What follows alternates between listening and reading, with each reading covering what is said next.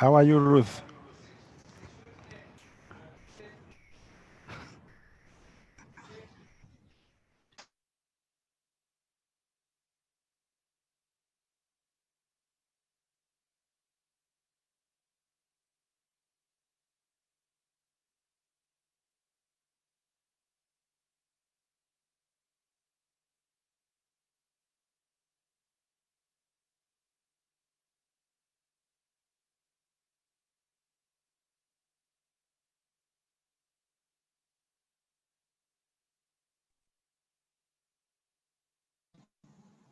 Boniface, I can see you there.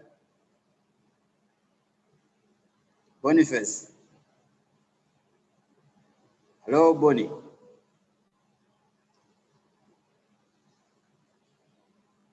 James, how are you? I'm very okay. How are you? I'm good. How is Guru? Guru is raining terribly. You should be blessed, you guys, with rain now. As I talk to you right now, it's even raining. Yeah, okay. It's a good drop. Be able to grow crops, huh? Right, everyone.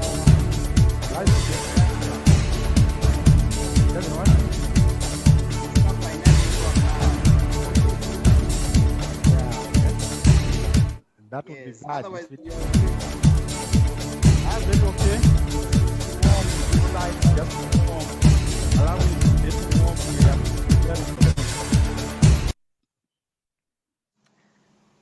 We are approaching rainy season now. Wow, that's very interesting. But not yet. Okay. Yeah, sure. Yes, good afternoon, good morning, good evening, depending on where you have joined us from. Once again, we'd like to inform you that we'll start our program in 2 minutes' time.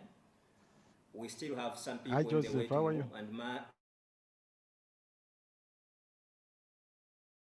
Jose, how are you? that start our program. Yeah, okay.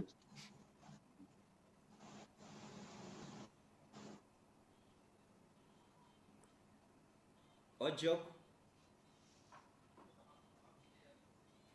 Kashego, how are you? I'm fine. How are you? Fine. How is Uganda? No, it's me, Boniface, Malawi. Yeah. I'm Thomas. fine. Thomas, you're fine. Ah, okay, great. Hello, I'm okay. Yeah, okay. That's good news, huh? That's good news. Yes, thank you very much. Yeah, you're worry. Welcome. Am I? Oh, thank you so much. Yeah, okay. Yeah, okay.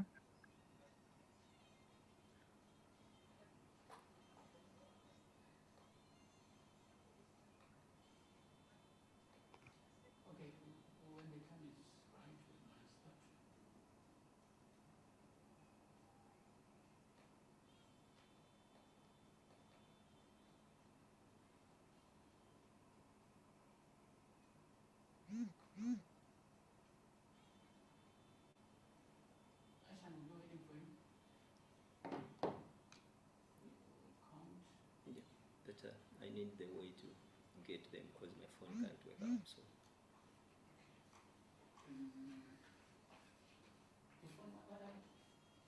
Network is not coming up.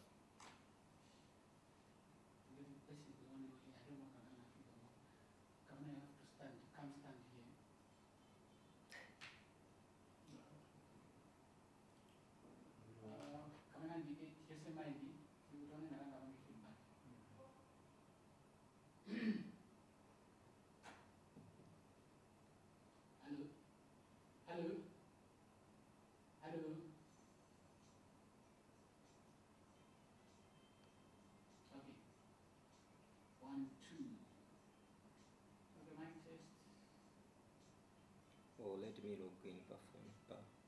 Okay. So we're about to start, right?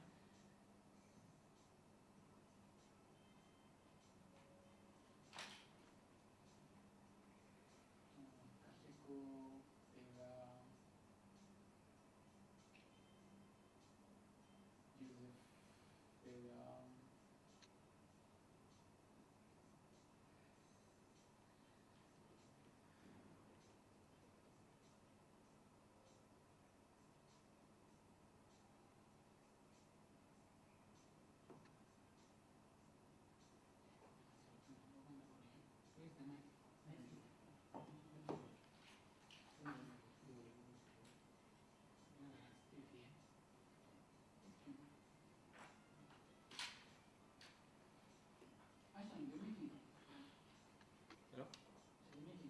sindiziva ka. No, you just talk. I will hint you to you. Otherwise, let's start sometime there. Yes, koma nwine how ndiziva ka. Just follow the program. Koma nwine akapanga contribute mwina. Don't worry, it's not yet. You're just presenting the Zama plenaries. Can I do an air falling when the phone doesn't problem? Okay, you can put me. How many people do we have online? It's 20 now. How many people? 20. 20. Okay. Yeah. Nondoza if you say we should start. I'm set. Okay, yeah, you know, come here. Okay, good morning, good evening, good afternoon, depending on where you are joining us from. We are about to start our program. Let me welcome you to our international webinar on the role of youth the role of youth in shaping policy on population, environment, and development. This afternoon, I'm your moderator, and once again, my name is Ashan Kosam. I'm from Malawi, and we are coordinating this program from Bingu International Convention Center in Lilongwe, the capital city of Malawi. For now, I just want to give you a brief overview of our program this afternoon.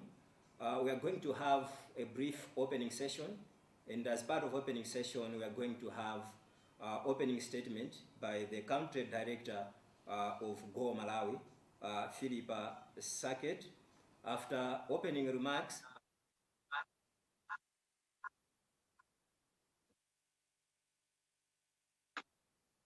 on people, health, and planet, Tessie, my club, who is a policy advisor working with a Population Reference Bureau based in Washington, D.C. in USA. That will be the end of our opening session. After that, we will start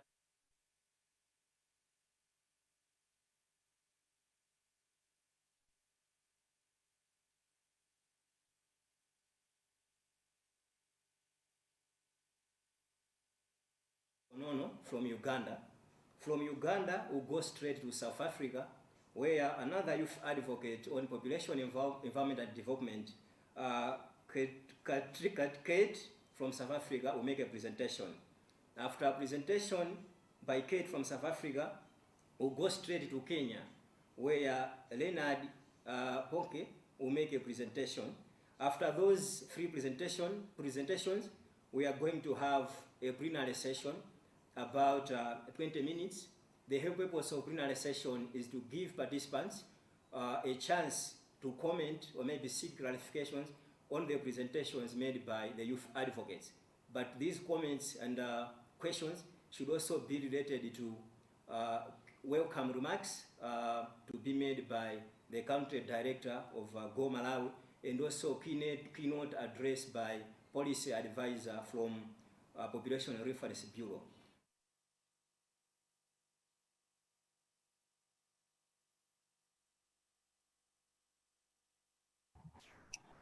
Host, we keep losing your sound, so I will go ahead, but I'm not quite sure if I'm supposed to yet. Your sound is going in and out, so maybe you can also check your microphone. Anyway, let me just take this opportunity to welcome you all. It's a pleasure to see both some faces that I recognize as well as some new faces as well. So thank you for taking this time to join our webinar. You know, this is a two-part series. We have today and tomorrow. This has been a really exciting journey. It's been a journey of almost 1 year now. I remember in December last year when we came together, Go, PRB, and 10 youth that we had selected from across the East and Southern Africa region to start this advocacy journey, and started with a training in Lilongwe. And since then, the youth have returned to your respective homes and have embarked on really exciting advocacy journeys.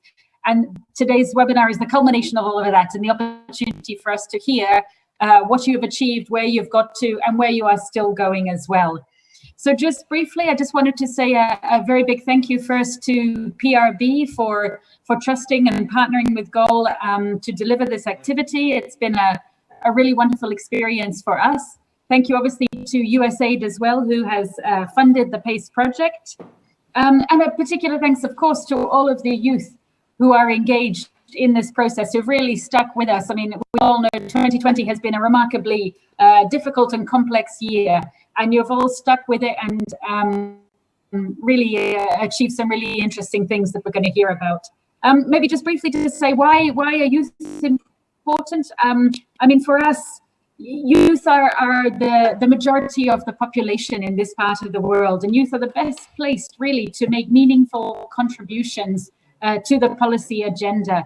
They come with energy, with ideas, with new thinking, and they can really use their skills and innovations to advance the agenda. So we're really, really excited to see where this has gone. Obviously, the focus of the advocacy has been specifically in the area of population, the environment, and development.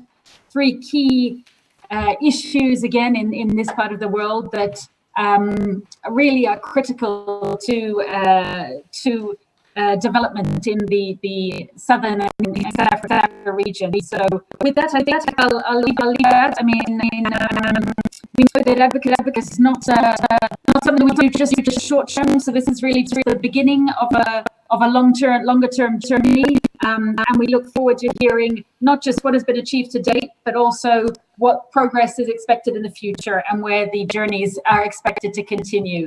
So with that, I just say again, thank you, welcome, and please participate actively. And I look forward to really having some good and fruitful discussions in this session and the one tomorrow as well. Thank you.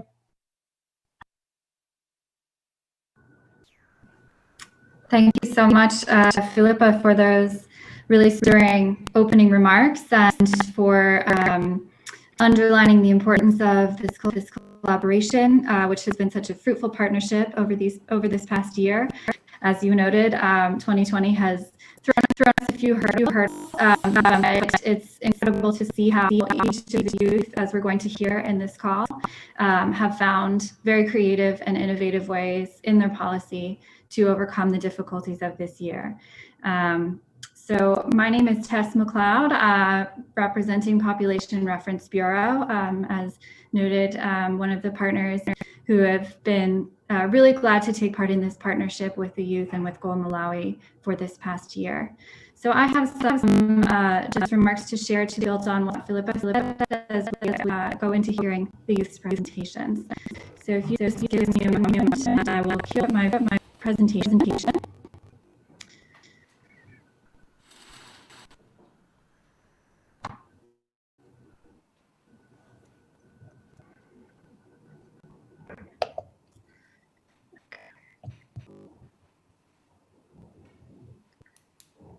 All right. Are you able to see it now? Yep. Yes. Thank you. All right. So thank you so much again, Philippa, for those excellent remarks. I am really pleased to be here today to speak about the successes of our youth advocates in the work they've done in integrating population, environment, and development in their communities over the past several months. As we know, nearly everyone has been affected by the COVID-19 pandemic, which has really strained health systems and people's abilities to maintain their livelihoods. We're facing unprecedented challenges that are disproportionately impacting the most vulnerable members of society, and we risk losing much of the successes in development that we've gained over the previous decades. Our collective engagement to meet the 2030 Sustainable Development Goals, it seems like it may be severely hindered because of this year. And this presents a challenge to all of us to invest in effective, efficient, and wide-ranging solutions to enhance the resiliency of communities to changes and shocks. So, I'm sorry, I'm not sure if my slides are advancing. Are you seeing them advance? Yes. No.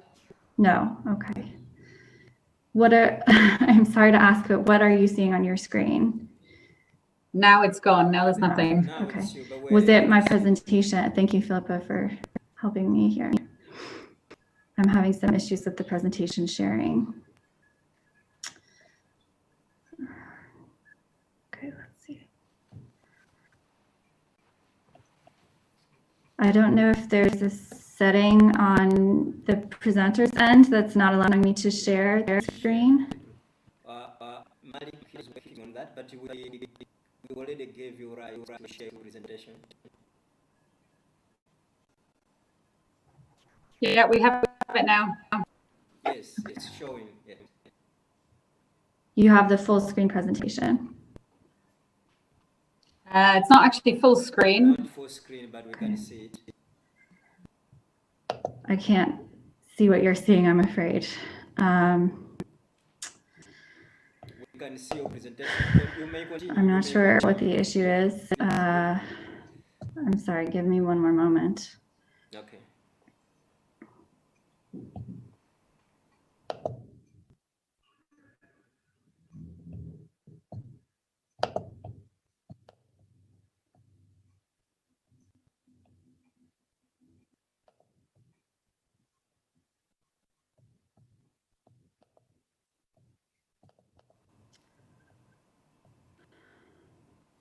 I seem to be having technical difficulties.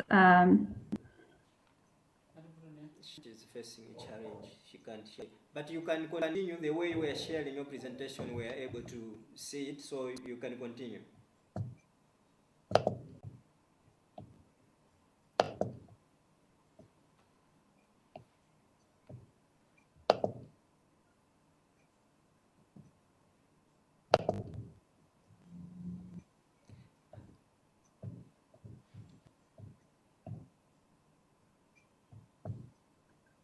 I'm sorry.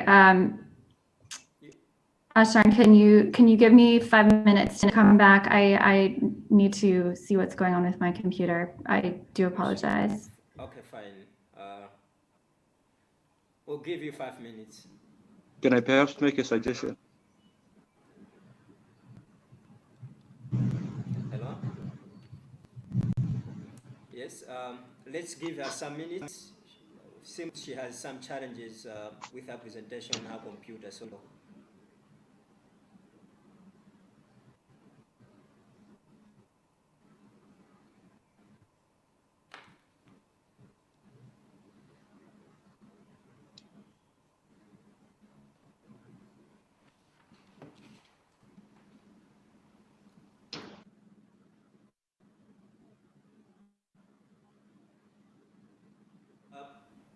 we are waiting for keynote presentation by Trace McCraw from Population Reference Bureau in USA.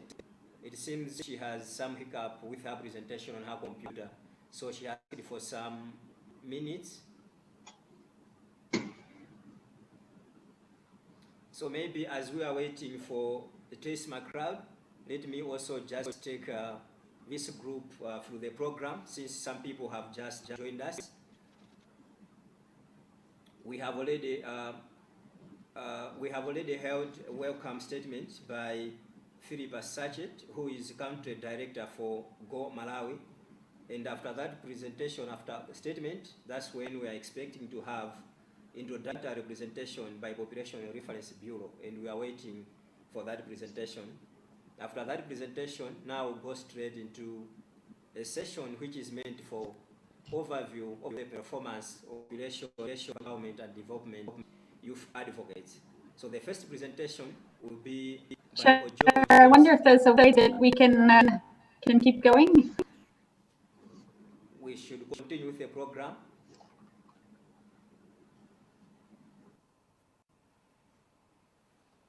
You are suggesting we should continue with the program? I don't know whether if it's possible that maybe we start with one youth presenting, then she could come in after that.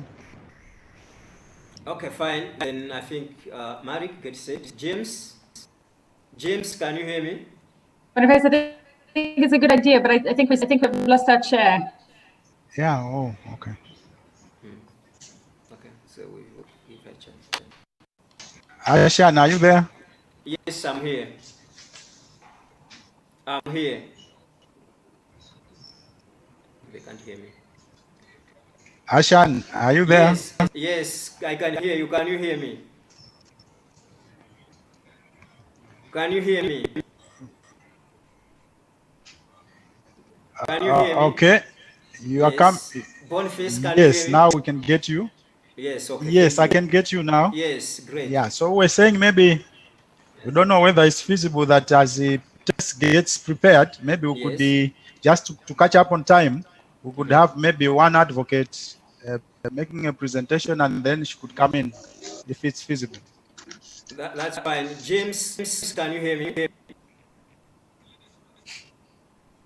James Onono from Uganda. James? Malik, James can't hear me. Hello? Hello? Hello, James. We can hear you. Yeah, but the host was really getting lost. Anyway, Okay. my name is James Onon. Yes. The host network is not very well. It's not a network Hello, actually. can you hear me?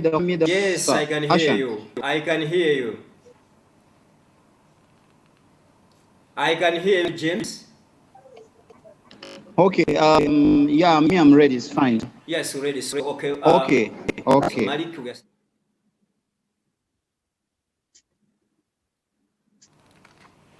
I'm ready. Yes, start your presentation. You may start your presentation. It will also be displayed from this side. Malik is now about to display your presentation.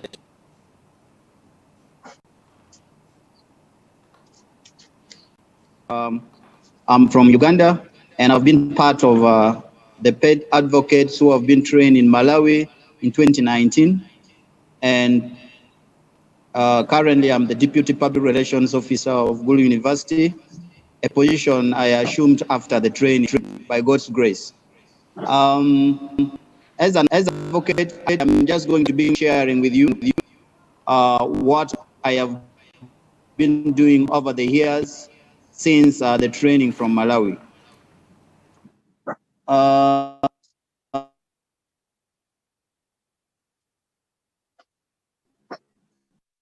I don't see my slide coming, but I have mine on the audience. I don't see my slide coming. Yes, to increase Gulu district investment in population, environmental linkages issues in their annual programming and work plan.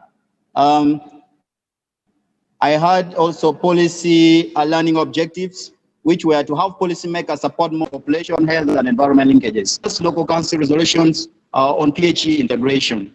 And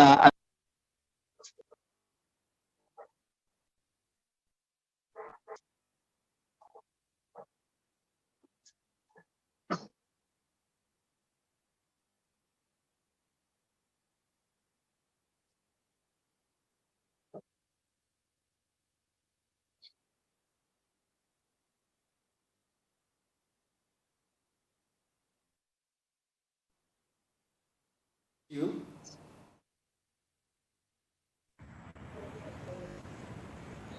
The host, is it feasible to make the slides full screen? Full screen, man. They're asking for full screen. Yes, it's possible. But it seems we have lost James. It seems we have lost James. We have lost who? James. Okay. We can't hear. Yes. Can you hear him? hello, James, we lost can him. you hear me, guys? Now we Yes, can now hear you. we have. Hello. Yes, now we can hear you, James.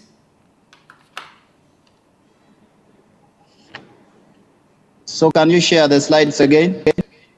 Yes, yes, we are already sharing your slides. Can you see them?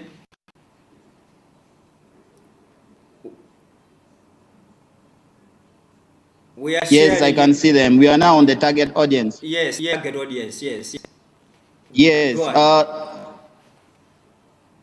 So my target audience were Gulu District Chief Administrative Officer, Gulu District Chairman, and Gulu District Speaker.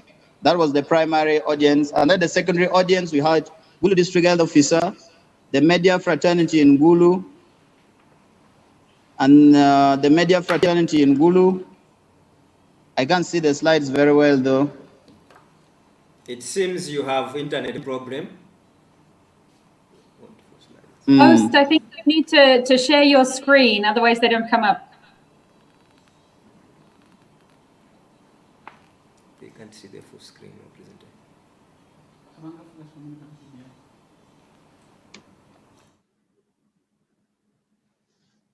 Hello?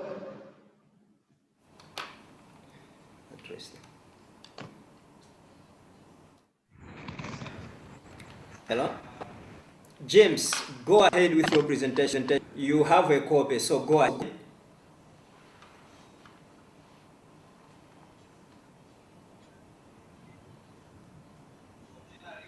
So the key plan activities was to meet the district leaders, both technocrats and the political, and then, my gosh. My screen is, okay. It's now clear. To meet the district leaders, both technocrats and political, audio talk show in Mega FM, Choice FM, output of my advocacy. Hello. So the key plan activities were meeting the district leaders, technocrat and political, already talk show in Mega Choice FM, and then my screen is not clear.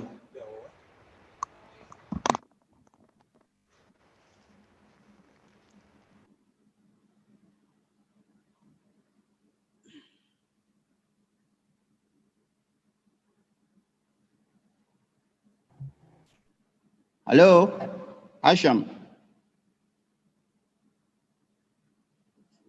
Hello. Yeah, Asham, I think you need to share the screen, otherwise we don't see it properly. It seems some people have network problems. Yeah, it's not we are being. sharing. We can see it here. We are sharing the presentation. It is not coming up as being shared. Yeah, true. I can see it clearly from here too. It seems James has a problem. Can I go ahead? Can I go ahead with my presentation, because I have them on, and I have the shots.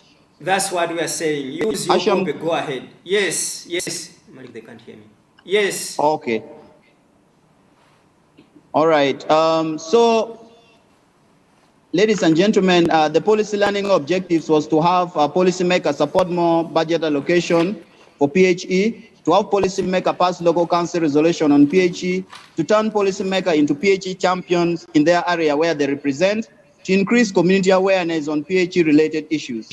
Data justifying my advocacy was, I conducted situation analysis and found that Blue District local government not invested more than 200 million for primary health care. Ladies and gentlemen, primary health care fund is the one that has interest into my advocacy, because the primary health care is the one that goes straight to the health centers into the rural areas. Therefore, I found out that they're not done much investment in the primary health care fund, because it is supposed to look for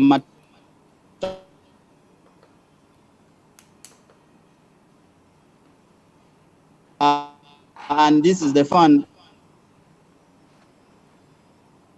that is also supposed to look for education of children, among other. And my expected outcomes was to have local target audience. I already mentioned it, the district chairman, chief administrative officer, and then the secondary was the DHO, district health officer, the media fraternity. Let's get straight to the key plan activities. My plan activities was to meet the district leaders, both technocrat and political, hold radio talk show in Mega FM, Choice FM, social media campaign organization, engage with other stakeholders such as farmers group and herbalists. You will realize that based on what I had planned, some of them could not happen because of the situation that Uganda came to a lockdown in March, and some of the meeting didn't take place. But I was able to hold radio talk show. I was also able to meet the district leaders. Outcome of my advocacy: I held several one-on-one meetings with the Gulu district chairman, that is Ojara Machin Mapenduzi, Okara Geoffrey, the chief district chief administrative officer, Gulu district speaker Okuan John, who have been very supportive. I must admit that my policy, I was successful because the district chairman and the district speaker were really very supportive of what I was doing. I also attended all the meetings on the budget for financial year 2020-2021. I held meeting with the National Forestry Authority. You remember, Gulu District did not put any amount of money for tree planting. And as an alternative to bridge the gap, I thought I should meet National Forestry Authority so that in the long run, they can bridge the gap, because they have a project to supply a tree seedling to the community for free, while the district is supposed to supervise. So I had to meet the National Forestry Authority. I participated in the university meeting on tree planting program. All this goes back to the check-in calls. I want to thank very much PRB, Goal, and everybody who thought that we should be checked in during the phases of our activities. Without these check-in calls, we would have not been very dynamic and really creative and innovative to meet some of the challenges. So when I got to the university, I learned that we had a land in where, and really I participating in seeing that we plant some trees actually in that land. I also conducted 3 radio talk shows to raise awareness on PHE and drum support for the citizen. Social media campaign for people who are my friend on Facebook. I have been doing that. I have also been doing monitoring and verification field visit. Now, outcome of my advocacy activities. I successfully lobbied the district council to increase its budget for primary, for PHE, that is population, health, environment, and I added my voice to the effort of the district council to have the central government increase funding allocation from average of 200 million, which has been for the last financial year, up to 773 million. This was achievable because there were issues on ground. We needed more money to go to the rural center based on Corona, and people will need more health budget for that matter. I am glad that this came to pass, and 773 million was approved and sent by the central government, which was sent to the 20 health centers supported under the primary health care. Political leaders are campaigners of PHE.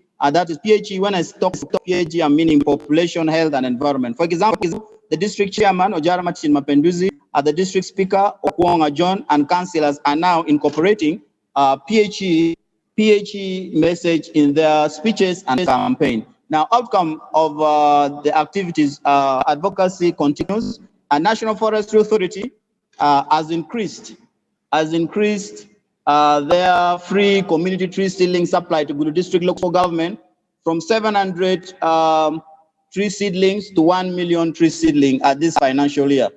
Of course, this has been part of my advocacy that I spoke to NFA and told them that Gulu District did not put anything for tree planting. That the community in Acholi, in northern Uganda, Gulu, benefits to bridge the gap, because Gulu District local government did not put any single amount of money for tree planting. So now I had to engage another stakeholder. I'm proud. You can see in the picture, I am meeting the NF. I went to the NFA nursery bed. Outcome of my activities continued, increase awareness on the linkages of population, environment, and development, which I did. I spoke on Radio Mega FM and on Choice FM and told the leaders to maintain the budget the way it is.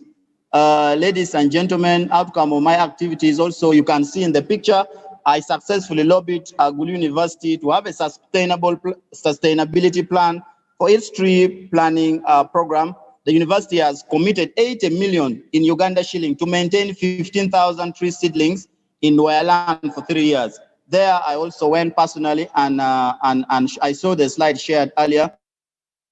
And then due to my activism and engagement with decision maker, after the Malawi training, I have been appointed as the Deputy Public Relations Officer at Gulu University. I don't take this for granted because of radicalness of being and seeing that the agenda of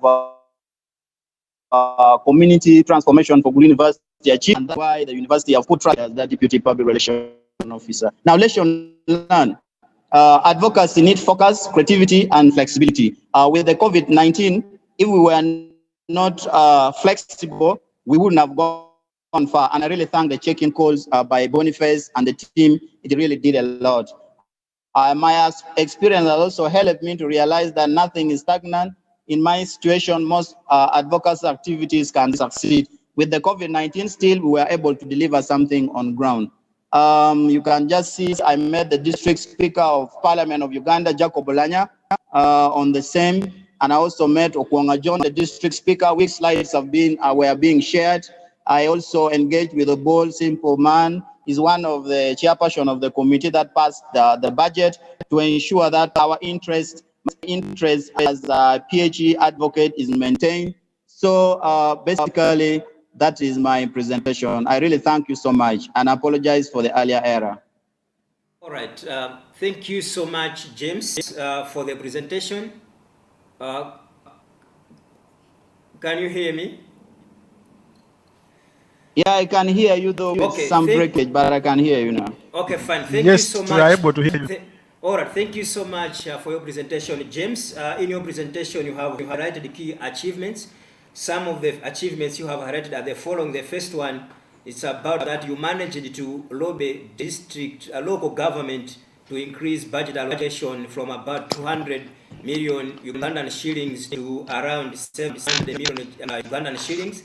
And you have also successfully supported the district local government to convince central government to increase budget allocation to local government. And you have also said in your advocacy efforts, you have managed to lobby Gulu University to establish sustainable plan for its tree planting program. And as part of their commitment, they have already allocated about 80 million Ugandan shillings to tree planting program. But you have also informed us that another achievement is yes, commitment from National Afforestation Authority. They have increased number of seedlings provided to Gulu District Council from around 7,000 seedlings to around 1 million seedlings. But also lastly, due to your activism in advocacy work, Gulu University has given you a position. You have been appointed as assistant or deputy communications officer. So congratulations for that position. We'll go to our next presentation. Thank you. Yes, we'll go to our next presentation. After 2 or 3 presentations, that's when we're going to have a brief plenary. So now we'll go to Katego from South Africa.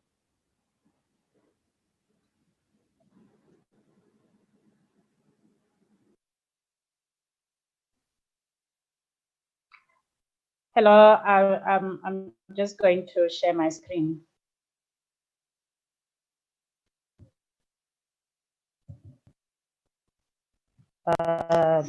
Is it visible to everyone? Okay.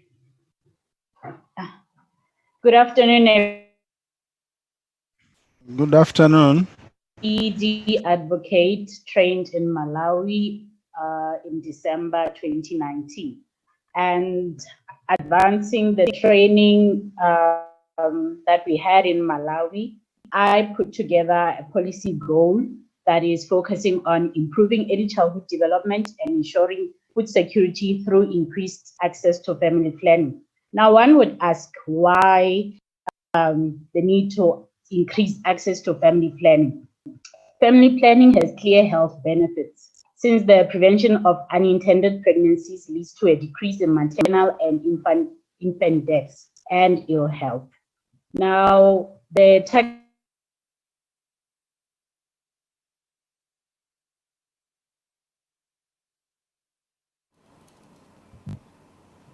primary audience and the secondary audience. For the primary audience, it was mainly Maludiapofu municipalities, senior officials in health, social development, agriculture, rural development, and land reform policy. The secondary audience were mainly the traditional leaders, religious leaders, civil society organizations, and the media in the municipality of Maludiapofu. The policy learning objectives were mainly to arrange meetings with different stakeholders to discuss the government's commitment on the National Development Plan 2030, which was to design a nutrition intervention program for pregnant women and young children. The second one was to raise awareness to stakeholders about the importance of an increased investment in maternal and child health. Lastly, it was to present how an integrated approach to nutrition, food security, and family planning will lead to improvement in The expected outcomes that I had were an increased investment in nutrition and early childhood development, especially in the first 1,000 days of a child's life, an integrated approach to nutrition, maternal and child health, formalization of early childhood development centers, and an integration of access to contraceptives and family planning care into other health care as appropriate. The key data that I have justifying my advocacy activities are as follows.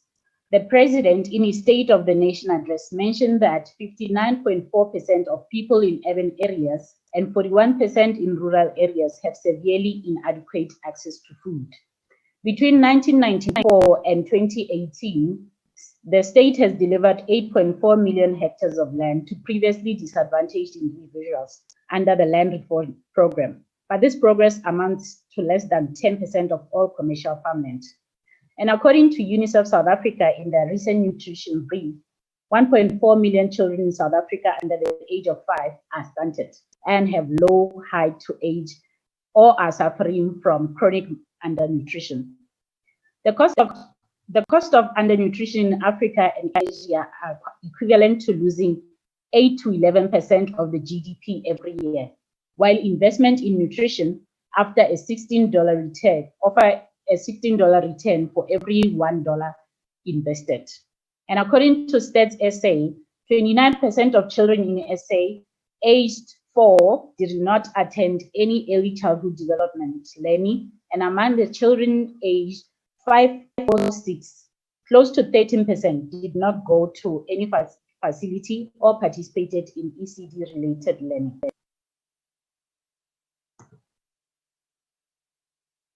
The key planned activities that I had.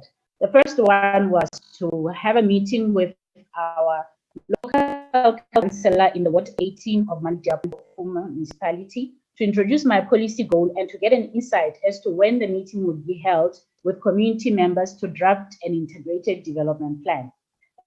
And my policy goal was multi-sectoral. So I chose to work with 3 departments, namely the Social Development, Department of Health, Agriculture, Rural Development, and Land Reform.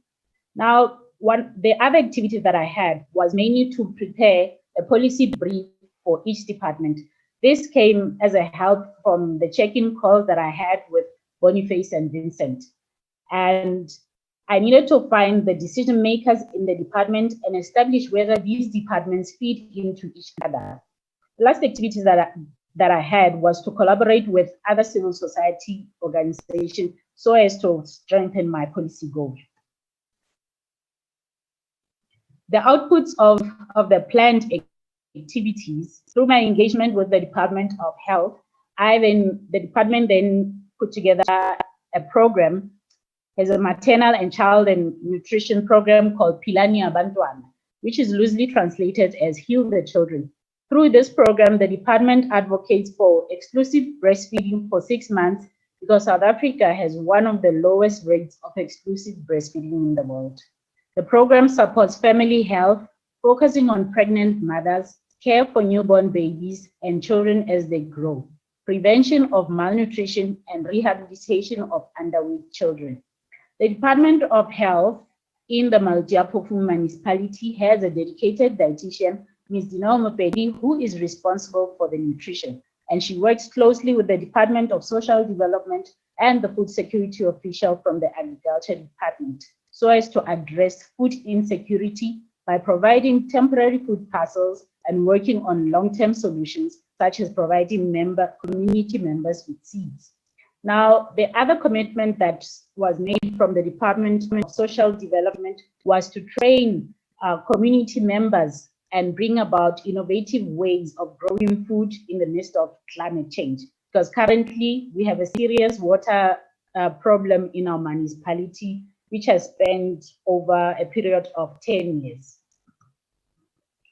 Now, and outcomes from my advocacy activities were a commitment from the government to make the National Development Plan 2030 a living document, not just a document that is sitting somewhere that is collecting dust.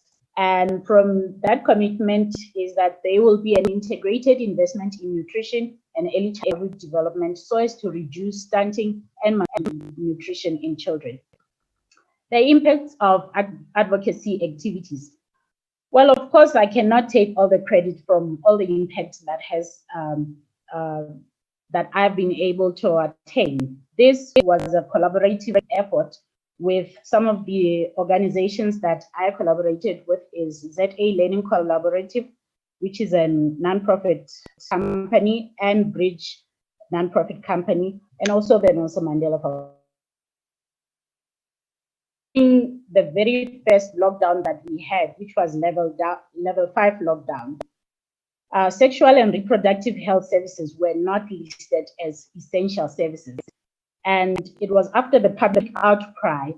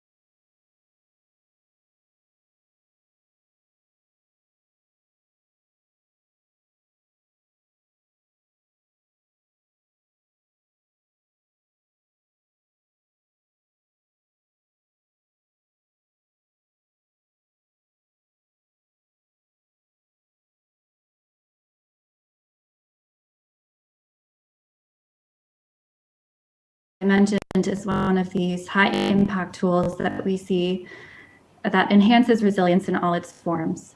And resilience really means the ability of an individual or a community to withstand shocks and to be able to undergo changes in their environment. So these are the 8 factors that make up resilience, which are all related. And it's been shown in a study of a population environment development project in Western Tanzania that family planning, access to family planning care enhances resilience in all its 8 forms. So integrated approaches that include access to family planning have been shown to be one of the most effective, most cost-effective, and also high impact means of enhancing resilience and making stronger, more stable communities. So what is the role of the youth in all of this? As has been cited, youth is really a force that we cannot ignore, especially in Africa, where 41% of the population is under 15, which means the majority of the continent is really made up of a very strong and very dynamic young population. That while youth has been a group that has traditionally been somewhat marginalized in leadership, there is really increasing investment and empowerment of youth across sectors that we're seeing in a lot of different ways. And I think the youth that we're hearing from today really embody this. And so this is a group well worth investing in. They are absolutely the future of the continent and bring a lot of the energy and dynamism and new ideas that are needed right now as we're facing really unprecedented challenges. So with permission of Faith, I've used a wonderful photo that she shared here of her advocacy, which I think really embodies the spirit of the PED youth advocates. I've only come into this role more recently. I haven't had a chance to meet all of the youth in person, but I've been so impressed and really amazed at the progress that's been made in such a short time. So this is just, as we've said, sort of the story of what the youth advocacy program has been. In December of last year, the 10 youth received training after being selected through a competitive application where they were given a lot of skills building and tools and resources around effective policy, strategic communications, as well as the population environment development approach, and then went on to plan their policy goals and detailed plans for their advocacy. And since that time, each of the youth has really made a lot of progress in their communities and beyond in implementing their policy objectives with coaching from Gold Malawi, especially Boniface and Vincent, who have provided really detailed mentorship every month. And some incredible successes have been achieved, as well as I think just a lot of demonstration of use of these skills and as Katlego just mentioned, stepping forward into roles that perhaps they hadn't envisioned before. So I'm really excited to pass the word on more to the youth and hear more of their stories. But briefly, what are our next steps now as a global community as we are tackling some of these really difficult challenges that this year has shown us? I think one thing I have to take away from it is that integrated approaches are really the best way to go in terms of efficiency, in terms of understanding the complex relationships between factors that relate to our health, that relate to the well-being of our people, and that relate to our planet, and how this works to create a more resilient community. And I think we cannot do this without having youth in the driver's seat and listening to the experiences that youth have brought, seeing the resilience that they embody, and understanding that they are a force to be reckoned with that needs to be invested in. So this is just to leave us with a little bit of hope for the leadership going forward. These are all key engagements that various countries and leaders have signed on to across, especially the African continent, that invest in integrated solutions to development and show a trend in this direction of understanding the interrelated challenges that we're dealing with.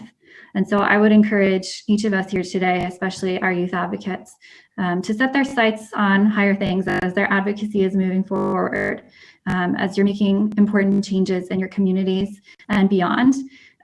keep pushing your government to be accountable to these agreements and to others, and to invest in population environment development at the highest levels, because I think you guys are the ones who are driving the change, and your voices will be heard.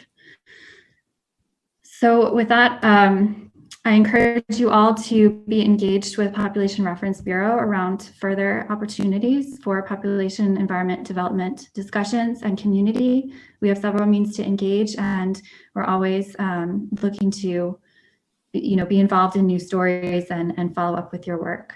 So I will leave the floor now to our youth advocates, and thank you so much for your time.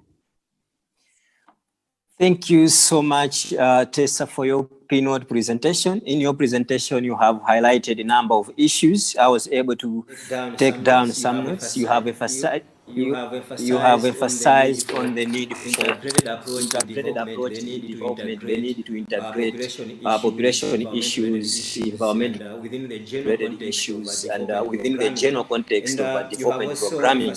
And you have also emphasized on the need to enhance resilience as we are pursuing these development efforts.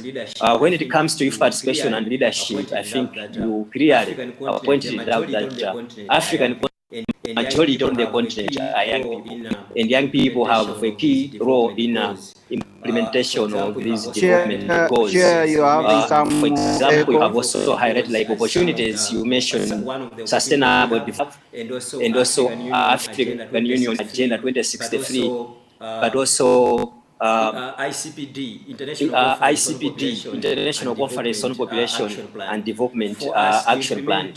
For us to implement these goals or guidelines, there's need for the role of young people. Before we go into plenary, we'll take one more presentation by Renard from Kenya. He's Population Environment and Development Advocate, who was also trained by Hello, Chair, sir. Population Reference Bureau. Hello, Chair. Renard, can you hear me?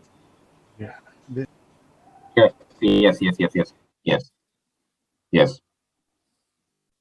Renard, are you set? Yes. Yes, please. You may start giving us your presentation on some of the initiatives you have implemented in your communities. Yes, after Malawi training. Sorry, as Renard said, I think, Mr. Chair, if you are close to someone who has unmuted his mic, please make sure it's muted. There's a lot of echoing. Okay, fine. Are you able now to hear us? Okay, fine. Are you able now to hear us clearly? No, you're still echoing. Okay. All right. Yeah. Okay. Renard. All right. Renard. Yes, thank you so much. Can everyone see my screen? Yes. Okay, thank you. I'll try to take the least time possible. I think 15 minutes, and apologies for my availability. We are having a very tight program in class. So I just came on one class and it's started giving me the next stage and hours. So here my advocacy activities. Mine was on the Nairobi National Park in the Kapiti migration corridor. So my main policy goal or advocacy goal was incorporating Kenya's national population health strategy into Nairobi National Park Management Plan, which was then, when I was in Malawi, under the process of being drafted.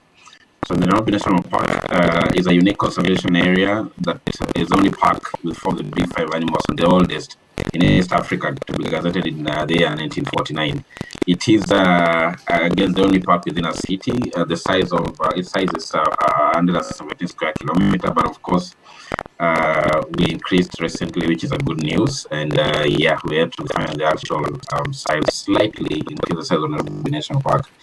So the park relied heavily in the past on the Kapiti migration corridor linking Nairobi to Amboseli National Park. And over the years, as at that time, we're now starting my advocacy project from Malawi. The corridor and the park's dispersal area have been fragmented due to factors both within and outside from outside pressure, from urban sprawl, straining the natural resources within the corridor, human activities, weak policy implementation, and of course, human activities is linked directly inflow of population, not just giving birth, but inflow of communities into the area, communities who are not by culture pastoralist, so leading to changes in land use and all that. So this has caused a lot of pressure in the dispersal area. So the aim of my advocacy goal was therefore to solve this problem by pushing through the involvement of community and the national PHA strategy into the development of the parks management plan through involvement of community, another repeated point. So that was originally the main deliverable that I was to set, and it encapsulates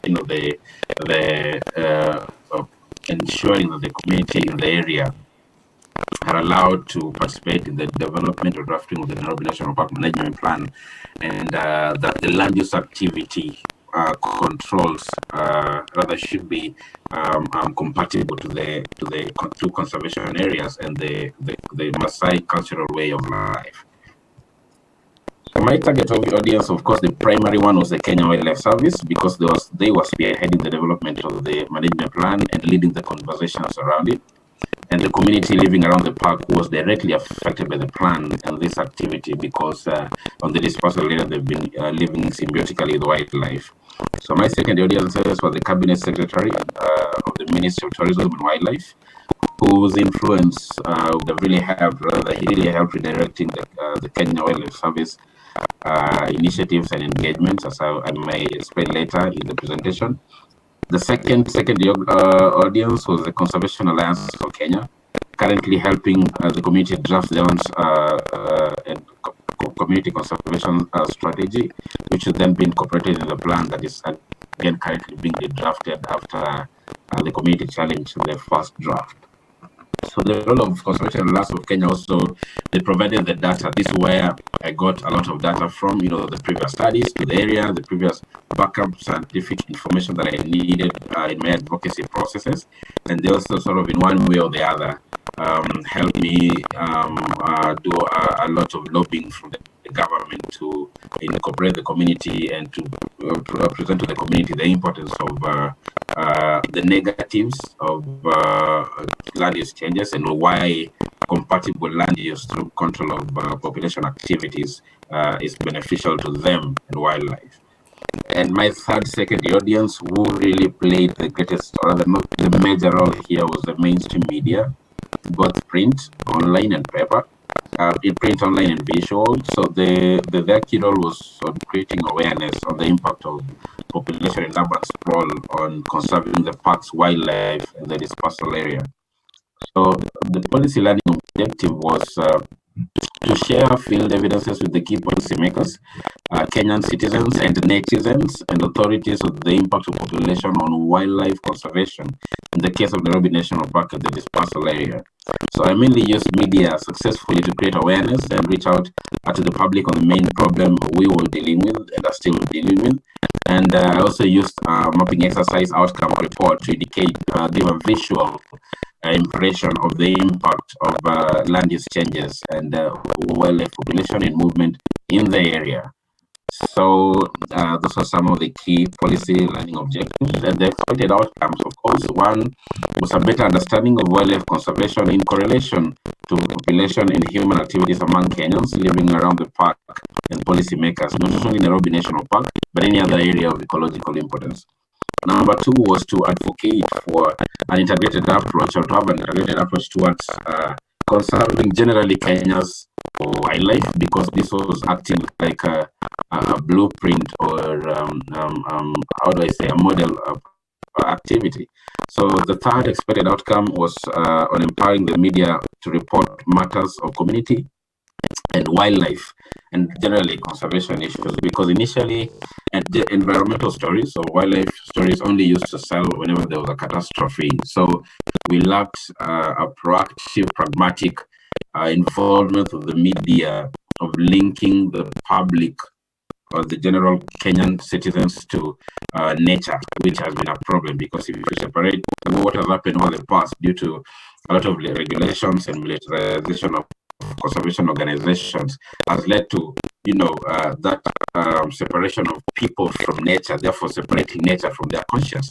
So we're trying to move the view of wildlife as your property, that is community versus the Kenyan government and conservationists, to owning wildlife. So ideally, the main channel through which I used and we are still using, and I intend to use, is empowering the media, not just capacity building them, but letting them own the process.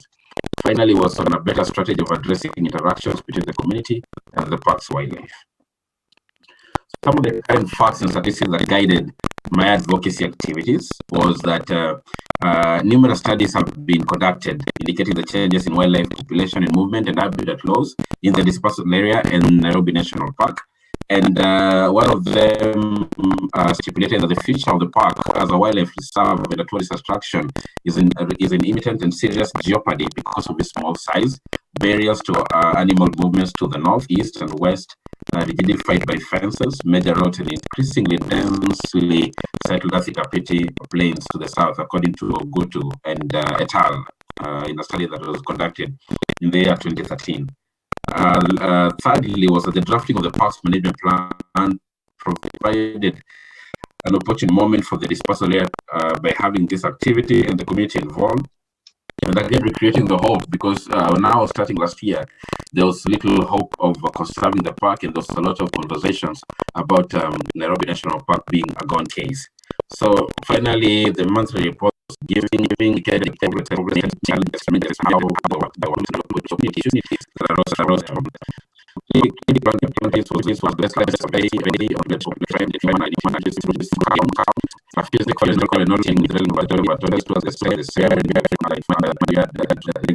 pandemic period. So a lot of physical activities was thirdly was the leading media discussions on the documentaries and news figures to create awareness on push to the public support. Lastly was the scenario analysis. If nothing is done, what will tomorrow be like? So those of the committees, number one, chief by the ministry that initially disbanded the committee involvement, and the committee established from management plan. Due to the public's gain the provision of awareness by the mainstream media, the talk changed. The dance will change from completely fencing off the park to the minister channeling resources from a presidential order to set up a task force, which I belong to, but because I was telling her to leave and replace myself with a local woman there who's leading the process.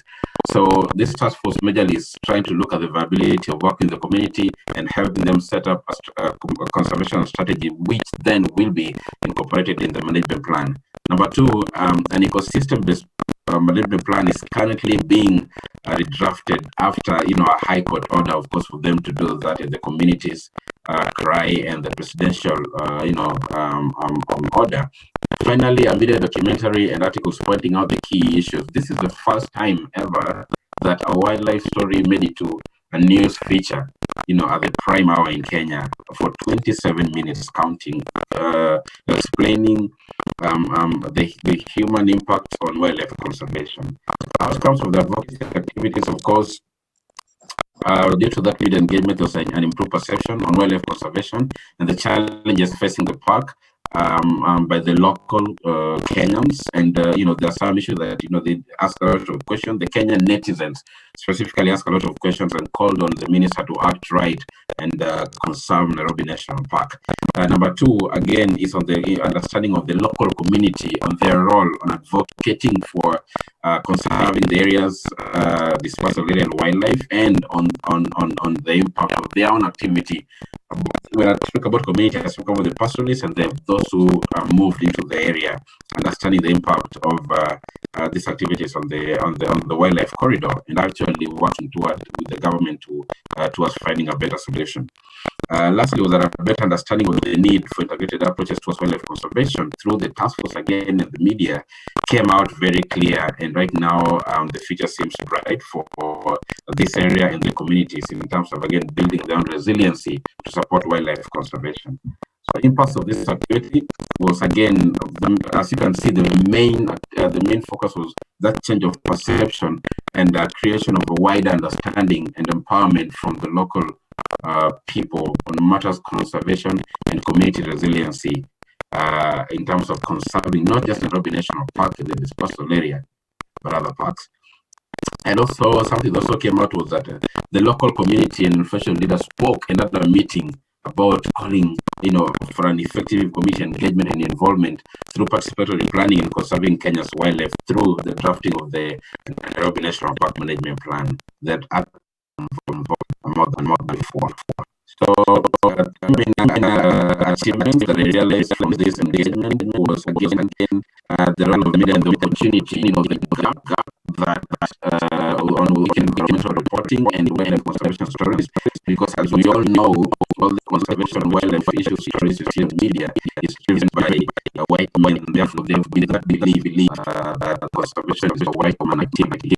So having the local media seeing environmental story or wildlife story as sellable and owning it and telling stories and following it up was a big it was a challenge which turned into an opportunity.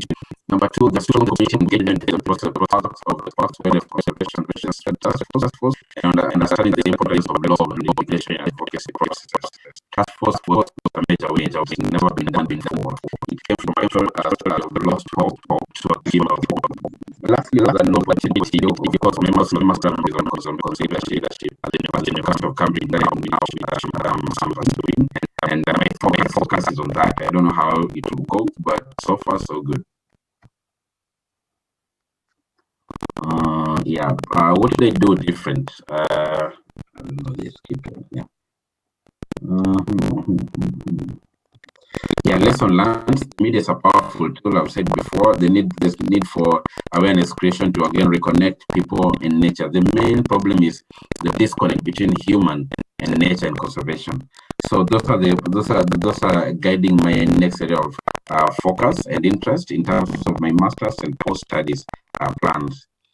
What I'll do different is not to be the voice of the advocacy process in the public area. The main lesson is that I should have let the community stand up and speak for themselves. So it's an opportunity right now. We are working on empowering them to be on the forefront rather than me, who does not belong to the community, speaking on their behalf. And with that, of course, that's the best sustainable approach that I intend to work on more. So finally, just a mini description of what I did.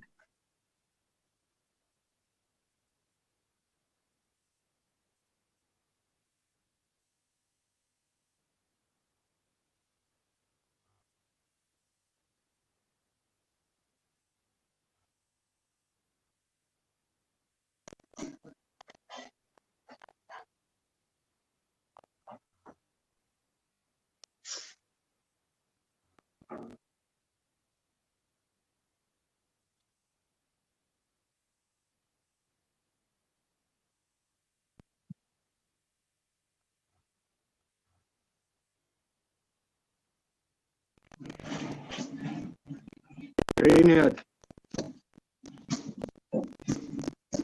could you perhaps put a sound? We cannot hear the audio. Of the document. You cannot hear the sound? There's no sound from the document. Okay, let me try. Now? No, not yet. Can you hear the sound? No. Not at all. Okay, anyway, I'll share it, but those are some of the main engagement with one of the mainstream media trying to showcase the wildlife movement in the area. I don't know why it cannot play the sound. But anyway, yeah, I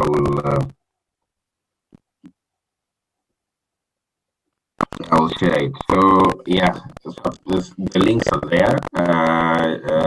There were lots of media engagement in this year than ever before, and it's an opportunity that came up from change strategy from how I used to do things, and this was mainly due to the lessons I learned. So yeah. You seems you have exhausted your time, so maybe I can give you 2 minutes to wind up. Yeah, I'm done. Thank you so much.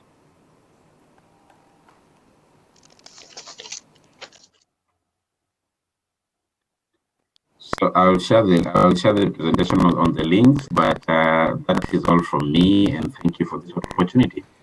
Thank you so much, Leonard. You have shared with us your achievements, and in your presentation, the key achievements you have highlighted two, what I have picked.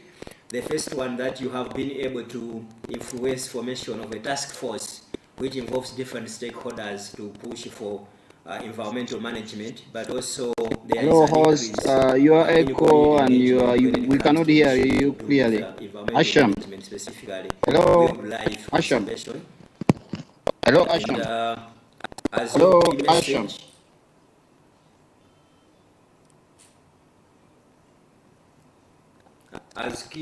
message, you have said there is need now to empower your communities, because for you, maybe you might not live the rest of your life as an advocate, but the communities should be empowered so they should be able to speak for themselves. Can you hear me? Seems Renat can't hear me. I missed you.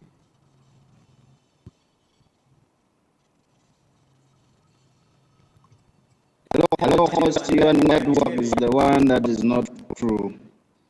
Yes, host. Your network is the one which is not proper. It's not a network, actually. Can you hear me now?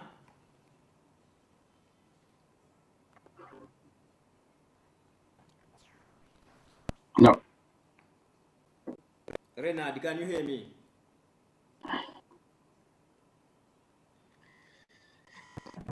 I think so. Network, your voice breaking. But I can hear you properly.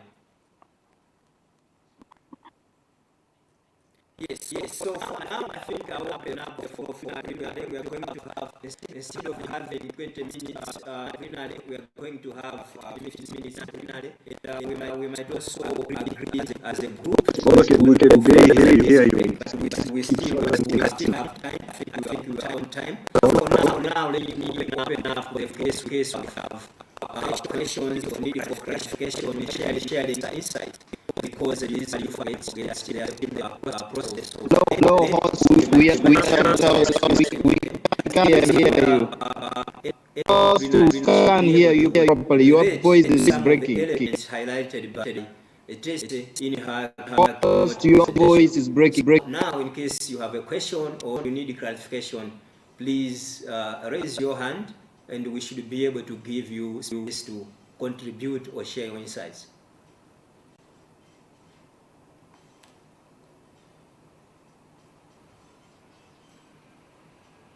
We couldn't hear you.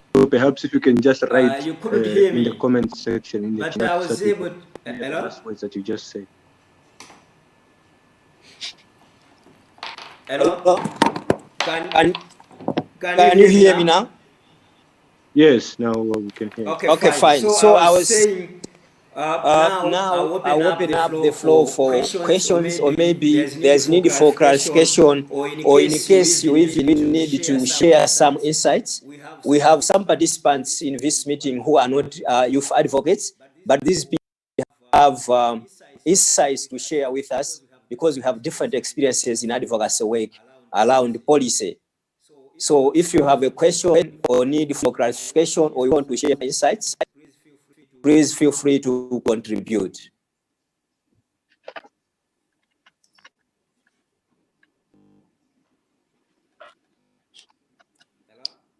Hello?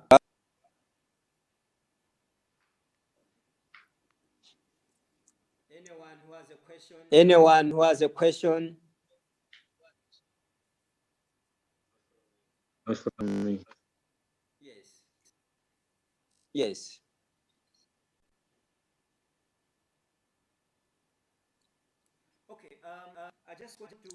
Okay, I just want to hear from Tessie. Tessie, can you hear me? Yes, I have I'm one here. question for you. Tessie, yes, implementation of sustainable development, African Union Agenda 2063, and the ICPD plan of action. You were able to say young have a key role in implementation of this development goals. But now I just want to find out, in your work what are some of the issues you have identified as key challenges affecting the leadership of young people? And how best can we address those challenges to make sure we are able to advance the role of young people in population, environment, and development? Thank you. That's a great question, and definitely not an easy one to answer. I think that's something that we're all confronting in our work.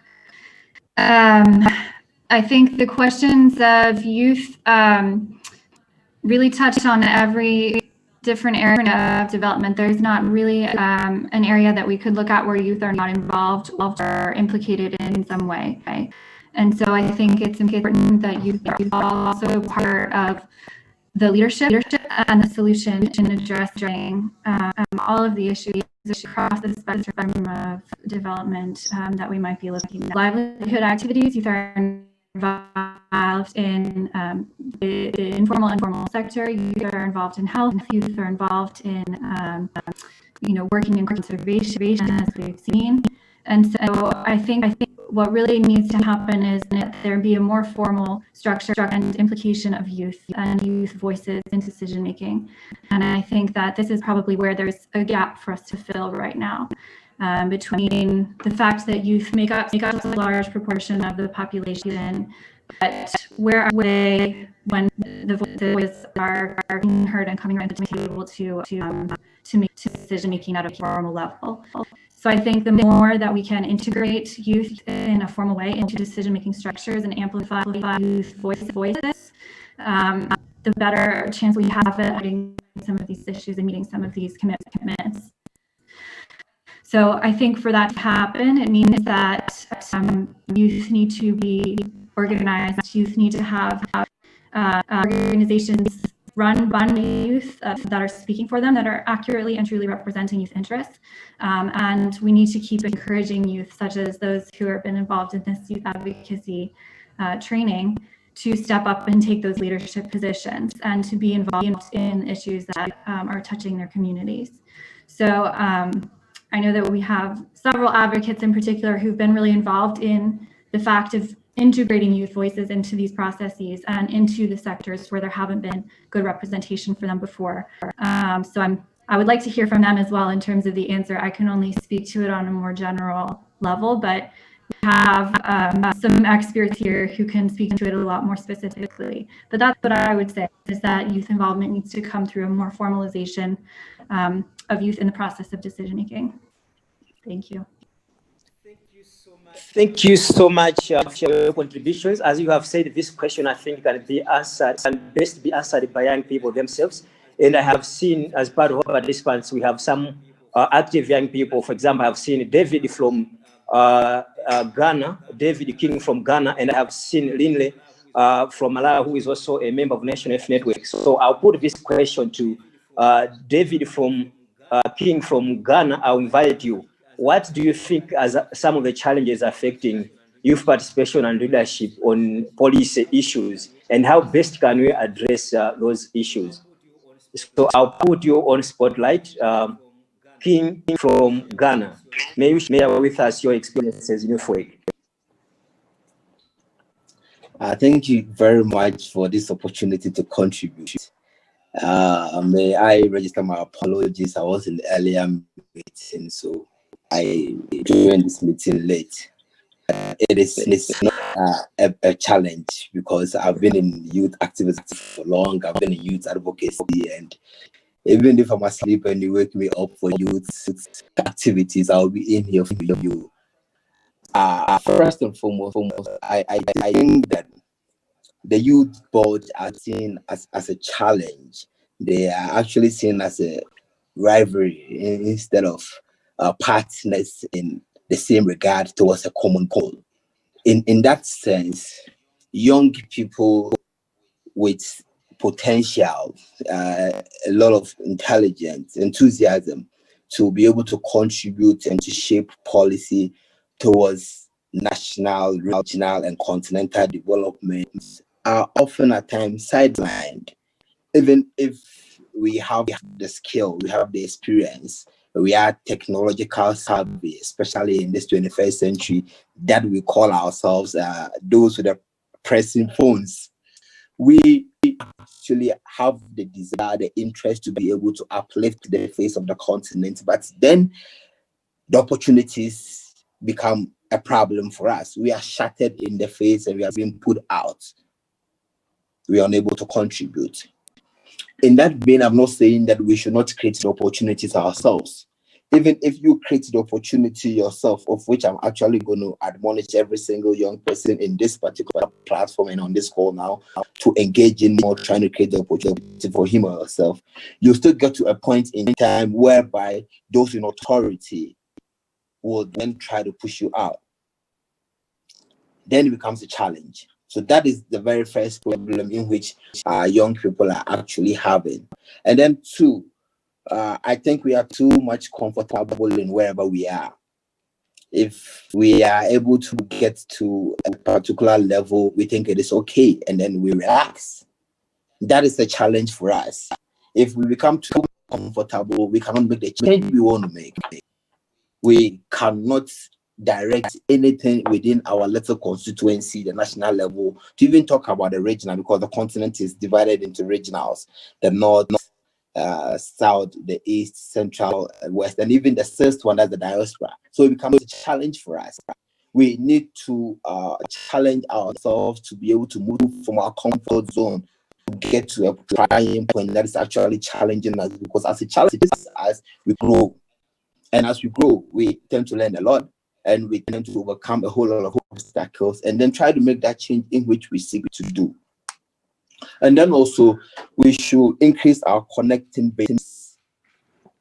If I am from the West, like I am a Ghanaian young gentleman, I don't need to align with only people from the West. I need to get connection with like-minded people in Central, in Eastern, in South, and even in the Northern, so that we will be able to come up as a strong force towards a particular goal.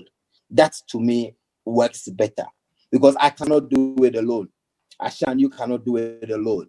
I saw another name, Boniface from Malawi or something. Yeah, so David, yes, David, you may summarize your contribution, so we should still be... Okay, sure. I think these are the three strong bases in which I really wanted to put across, and I do not have much more to say. So that is it that I'm sure young people we should do to be able to contribute effectively to policy dialogue, policy development, and to shape the continent in which we want to see, either in the Agenda 2063 or then 2030. Thank you very much for the opportunity. I'm grateful. Thank you so much. Yes, Linley, I'll put you on spotlight. I have seen you. You are a member of National Youth Network in Malawi. And in this meeting, we have seen youth advocates being able, influencing some decisions in their countries. But now I know here in Malawi, currently, the government is in the process of reviewing national youth policy as part of an effort to develop a successor policy. Government is also in the process of developing youth investment plan. We are also, as a country, in the process of developing national development agenda, national vision. So, Linley, as a member of National Youth Network, what are you getting out of this meeting, and what do you think would be the role of young people to shape the national youth policy and youth investment plan in the country? Linley Dumuka, I have seen you are part of this meeting. All right. Thank you. I have heard your question. And okay, let me start responding by saying that, okay, so the role of young people in all these processes that are happening, I think it has already been shown, and we should be thankful to our Ministry of Youth and Sports, as well as National Youth Council, for making sure that young people are part of the processes in the review of the Vision 2020. We have seen a lot of young people participating in the review of the national youth policy, and I'm glad that those kind of processes just the time that the ministry or National Youth Council or any other organization just calls a few young people at one place to say, okay, can you guys contribute? Maybe just 8 people and say, can you contribute to this particular process? But this time around, I think it was different, and it was progressive enough to go and gather young people from the other communities and say, you know what, you guys see and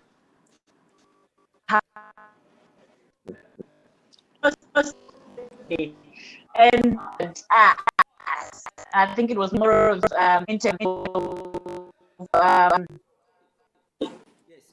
Yes, may you please be brief? Yes, be brief in your contribution, but you may also take the first question. The challenges affecting youth participation and leadership. Most of the time, responding to the sorry.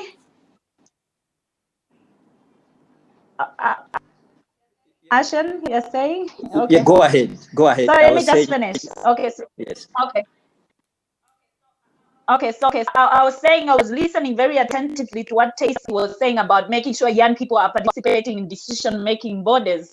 But then what is still a challenge until today is young people having the ability to contribute meaningful ideas or concrete ideas that are going to push for a change in the policies.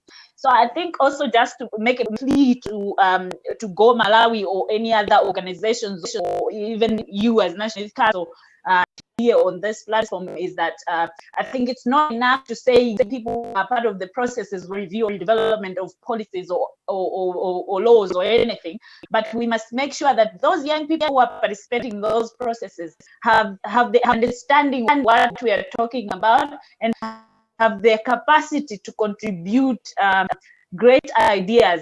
And also I think for us as young people to realize ourselves in a diverse understanding of what we are contributing to, because we can't just, as me, Linley, I can't just participate in the decision-making space and to be to more failure. Thank you so much, Linley. Thank you so much, Linley. I think I can take one more. Like wanted to contribute, but it seems she has left. I think she has a problem. But now let us hear from Abdulmajid Chikukula from Egypt. It seems he wants to make a contribution. Abdulmajid, what's your contribution on the presentation that have been made, or maybe on the film itself, the role of young people in shaping policy on population, environment, and development? Abdulmajid from Egypt.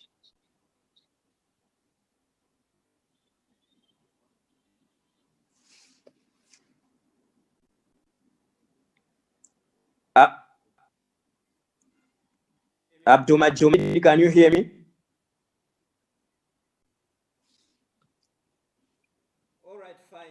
All right, fine. I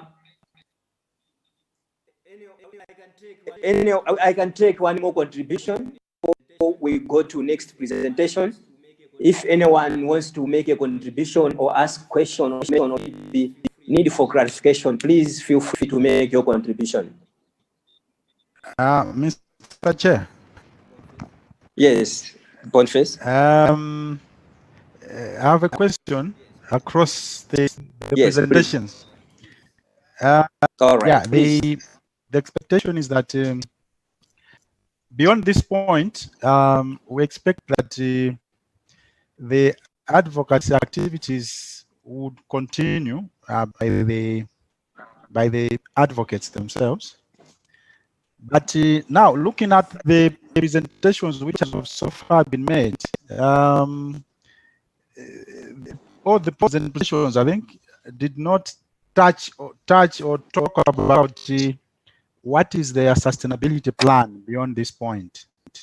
So that's the question that I would like to pose to all of them, to say, okay, it's not clear. They did not clearly indicate how they would sustain the advocacy agenda, the advocacy journey which they have started as they collaborated with GO and the PRB. Thank you. Thank you so much. So Boniface, for the question, this question is going to all youth advocates, 3 of them that have already made their presentations. So I'll start with James. You have held the question from Boniface. What's your sustainability plan? How are you going to sustain your advocacy efforts beyond the time frame of this initiative by GO and Population Reference Bureau? So James, you should be the first one to take this question. Be brief in your response. James, can you hear me? Thank you, Chair. Yes, I can hear you. Yes. Thank you very much, Chair. I must tell you that From my slides, outcome of my advocacy activities, I clearly stated that being appointed as the Deputy Public Relations Officer for Gulu University will give me a bigger space of sustainability of my mission, health, and environment. To add on, Chair, I must say, right now, as a person who works at the university, I have key interests as an advocate, particularly in as far as my work is concerned. I have key interest in faculty of agriculture and environment in Gulu University. I also have key interest in the faculty of medicine, because through faculty of medicine, we are able to send our children, our students out to interact with the local community and treat the church. And then in the faculty of agriculture and environment, Gulu University have initiative to ensure that local northern Uganda currently the local tree species are targeted as charcoal and for charcoal and also at a personal level, I will continue forestry authority to ensure that our local community benefit from the free tree seedling project. Probably if in the next financial year they can take their projection from 1 million to 2 to where I need to engage. I will also be interested still in attending council meeting. Our basic interest of ensuring that PHE investment is maintained at the level where currently the Gulu district local government has brought it. So I can conclusively say everything is in place to ensure that sustainability is promoted. Thank you, Chair. Thank you. Yes, now, Kate from South Africa, what's your response to the question by Boniface? Well, the way forward on my side, here in my village, I've established a primary agriculture cooperative, which is an entity that we will use to apply for land through the Department of Agriculture, and we are busy with the process. And I think from my activity, I want to do is to offer more support to young mothers. So in that case, and women of childbearing age. So I'll be mainly working with civil society organizations that are in the field, in the sector of sexual and reproductive health, and working with adolescent girls in that regard. Thank you. Thank you. Leonard, I know you in your presentation, you touched on this element, but maybe Boniface didn't get you really, so you may wish to highlight the point again. What's your sustainability plan? I guess it's my point. I didn't get you speaking, but I think it's my turn. So mine has been the disconnect between the people and conservation, and the major program that is ongoing is the media empowerment. As I am here, they're still doing the stories and following it all up without, much resources. So for me, that in itself is a sustainable move to create more awareness. And the strategy into the plan will be something that will be documented on a blueprint. And mine is to just follow up on the implementation of this. But the main big win here in a sustainable way is the reconnection between the public with the conservation initiative. I may have to leave in the next 9 minutes for my next class. Okay. All right. Thank you so much. So we have 2 more presentations. We are supposed to have a 5 minutes break, but I may be advised if we should go for 5 minutes break and then come back for 2 remaining presentations, or maybe we should just finish the session and then the break for today. Boniface, do you wish to guide us? Should we go for brief break, like 5 minutes, or maybe we should go ahead with the presentations to finish with the remaining 2 presentations? Sorry, I see Kashego shaking her head. Yeah, she's for us to continue, I guess, with the few remaining minutes. Kate, what's your contribution, Kate? Can we please carry on because we've got other commitments? You're already running behind time. All right, fine. Yeah, thank you. So I think we can continue. We have two presentations. The first one will be... Yes. Hello. Yes, I please also go ahead. wrote that we really continue.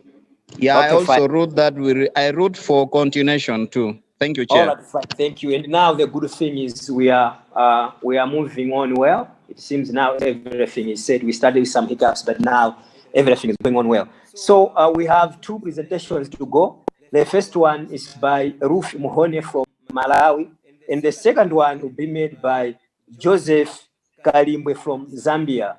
Ruth Muhone, can you hear me? Yes, I can clearly. Are you ready for your presentation? Yes, I am. Great. Okay. Do you want to share your presentation from that side, or you want it to be controlled from here? No, can you share the slides for me? Okay, fine. But you have a code, I guess, right? Yes, I have. Great. Thank you so much. This is Ruth Muhone. Yes, you may start your presentations. Mike is working on sharing your presentation. So you may start using the copy you have. Yes. All right, thank you. This is Ruth Muhone. I am a member of the National Youth Network on Climate Change, an organization that seeks to address issues around climate justice. I am presently the chairperson for Climate Smart Agriculture Youth Network in Malawi. This is an established organization across Africa. And I'm also currently interning with the Ministry of Agriculture, Irrigation and Water Development. So advancing from the PED training that we had in 2019, I decided to focus on youth inclusion in agriculture and community development. So I decided to focus on this chapter exactly because, can you hear me? Yes, we can hear you. Go ahead. Yes. All right, thank you. I decided to focus on youth inclusion in agriculture because in the context. Is it possible to be in full screen? Hello? Could it be possible to beam full screen? Share the presentation. Yes, the presentation. Yeah. Yes, Malik is sharing the presentation now. But in the interest of time, Ruth should go ahead. Yes. All right. So, in the context of Malawi, we are an agri-based country where we depend so much on agriculture on our economy. So, over the years, we have been having great implications in agriculture due to climate change, as well as the increased population. We have so many issues on aggravated poverty, increased low yield productions, as well as pressure on natural resources. These issues have resulted into unsustainable socioeconomic growth in the country. And as government efforts, the government has been trying to employ different strategic frameworks. For example, we talk about Vision 2020 growth and development strategies over the years, but there is still high acknowledgement Ruth, that there sorry, Ruth, before you go ahead, for you to see the presentation by Ruth, you should sit on the screen iHub. It is being shared there. On the iHub account screen, it's shared there. Can you see the presentation? The participants. Yes, go ahead, Ruth. Yes, Chair. great. Ruth, go ahead. Yes, Chair. We can see the Ruth, go ahead. Great. I highlighted a few things that the government has been trying to employ through the Vision 2020 in the Malawi growth development strategy, failing over the years. So these are the persistent low yield production, poor establishment of value chains, and as well as low diversity in agriculture. This clearly has been showing how, as a country, we are grappling to ensure that we achieve socioeconomic development. So, on the other hand, Malawi is estimated to have a population of 18 million, and 70% of this population are youth. And as it is evidenced that the major drive for socioeconomic development is human resource. This clearly shows that as Malawi as a country, we have the resources to ensure sustainable socioeconomic development. But on the ground, this has been failing because there is a very low utilization of the youth in developmental sectors. So recognizing this gap, I chose to focus on advocating for the opportunity of the youth in involvement. I can't see the slides moving, but I think you are able to see. Okay. Yeah. Yes, and also to streamline PHE approach to chiefs, agricultural developmental committees, and the youth. And also, I chose to advocate for youth opportunity to leverage partnerships with well-established organizations. So my main primary audience was the Ministry of Youth, Ministry of Agriculture, Irrigation and Water Development, because the goal is multi-sectoral. And the secondary audience are youth, the civil society organization, the chiefs and agriculture development committees, as well as the media. Yeah. So to ensure that I streamlined PHE approach, I had the approach simplified to catchment management, so that the people from the rural community of TM as well can understand and have a grasp of what we are talking about when we say PHE approach. Because what I wanted them to understand is that in their catchment area, within their watershed, there are elements they should be able to make inventory to be able to integrate all these elements and use them to promote population, health, and environment.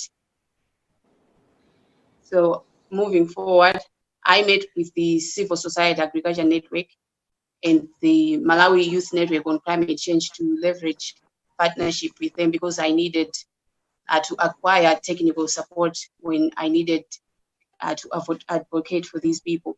And then after that, I met with the chiefs, with the Agriculture Development Committee, as well as with the youth interchangeably, because the chiefs in the communities, as Malawi, we have a decentralized government system where the people have power in decision making. So I wanted the chiefs to be able to have a say, because when we come to the village, the rural setting, they are the custodians of development and the custodians of natural resources. And also the Agriculture Development Committee are the station, I can say the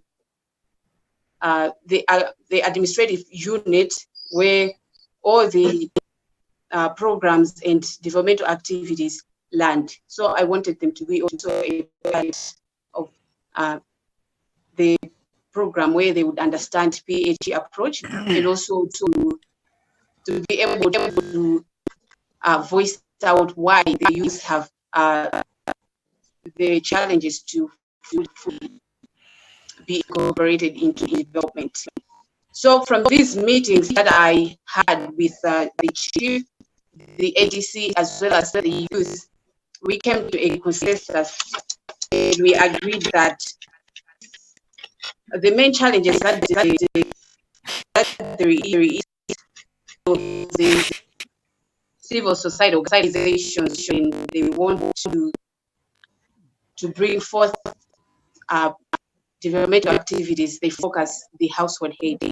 So in our context as Malawi, our culture, mostly the household heads are married, and the youth live with their parents. So this automatically neglects the youth in development, because the household heads are the ones that are inclined as the target when introducing into developmental activities into the areas. So from what we discussed from there, and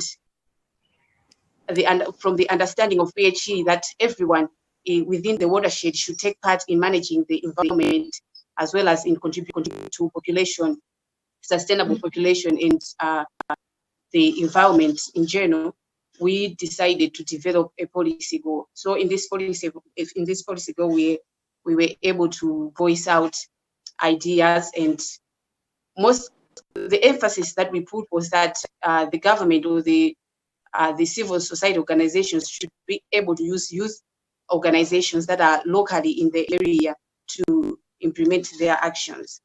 And also because we wanted to create visibility for the youth, where the people have that opportunity to create sustainable partnerships with well-established organizations or starting organizations that can give them a contribution of long-term investment. We also hosted a radio presentation with Transworld Radio, where we presented the PHA approach, and also we talked about youth inclusion in agriculture in general. So from these activities, we ensured that a PHA approach had been understood by the youth, by the chiefs, as well as the ADC. And also we created awareness on the roles of the traditional leaders as well as the ADC for successful youth inclusion in their areas. Also in the same, because we wanted to expose the youth so that they can be able to create those sustainable partnerships with civil societies. We increased the major output of the program was that we increased the interest and eagerness to learn about the PHA approach or the catchment management approach by the chiefs as well as the youth. And also we created relevant partnerships in agriculture to engage the youth. The major impact that has been there is that the TMASula youth have been able to have a clear vision of what they want to achieve, because now they understand the interlinkages between population, health, and the environment, and now they can be geared to September to invest in long-term investment. This is Boniface, may you mute yourself? Boniface, may you mute yourself? Yes, go ahead, Ruth.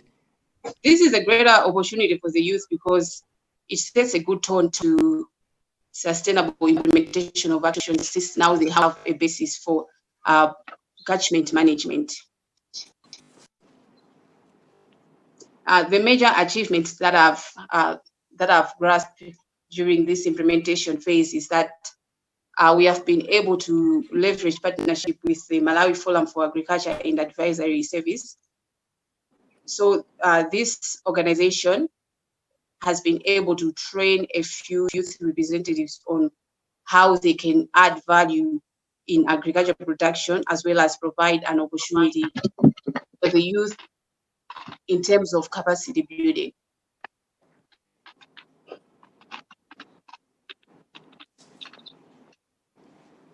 Can I go ahead? Yes. And also, you have 5 minutes to go, yes. And also the MAFAs have also created an opportunity for the youth to showcase their technologies in terms of climate smart agriculture, because they have given them a chance to document what they do in terms of agriculture management and protection. So also through this implementation plan, we have been able to voice out on what we want as youths to be a way of targeting us in terms of delivery method when developmental activities come. So through the policy brief that we submitted to the Ministry of Youth and the Ministry of Agriculture, we have been able to voice out the voices of those that are in the rural areas, because mostly the opportunity is given to those that have access to media. But now with this opportunity that I breached, the youth in TMASula must have been able to express their views on how best developmental activities should be addressed to the youth. The lessons that I've learned throughout the journey is that despite having youths that are stubborn and maybe those that do not act accordingly, but we have imputed youths that are willing to to contribute to the environment management, as well as just the sustainable development of our country in general. And also I've learned that youth organizations, especially the youth networks in rural areas, are a greater platform where the activities targeting the youth should be addressed through. So these have been the lessons throughout the journey, and also I've learned that accountability is really important, because throughout the journey I had to go back to the youth and tell them how I'm going with the project, even though sometimes the progress was too slow, and maybe in developing the policy brief we had glitches, but accountability is essential in ensuring that the implementation of the plans are established on the ground.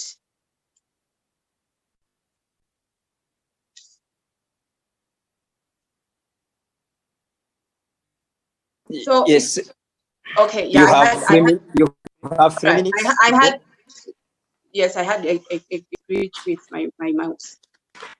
So during this phase, what I would have loved to do differently is to focus on implementation of the plan, because when we were programming the whole action plan, we had so much time put into how we should carry out this project, because I did not have the monitoring and the evaluation expertise.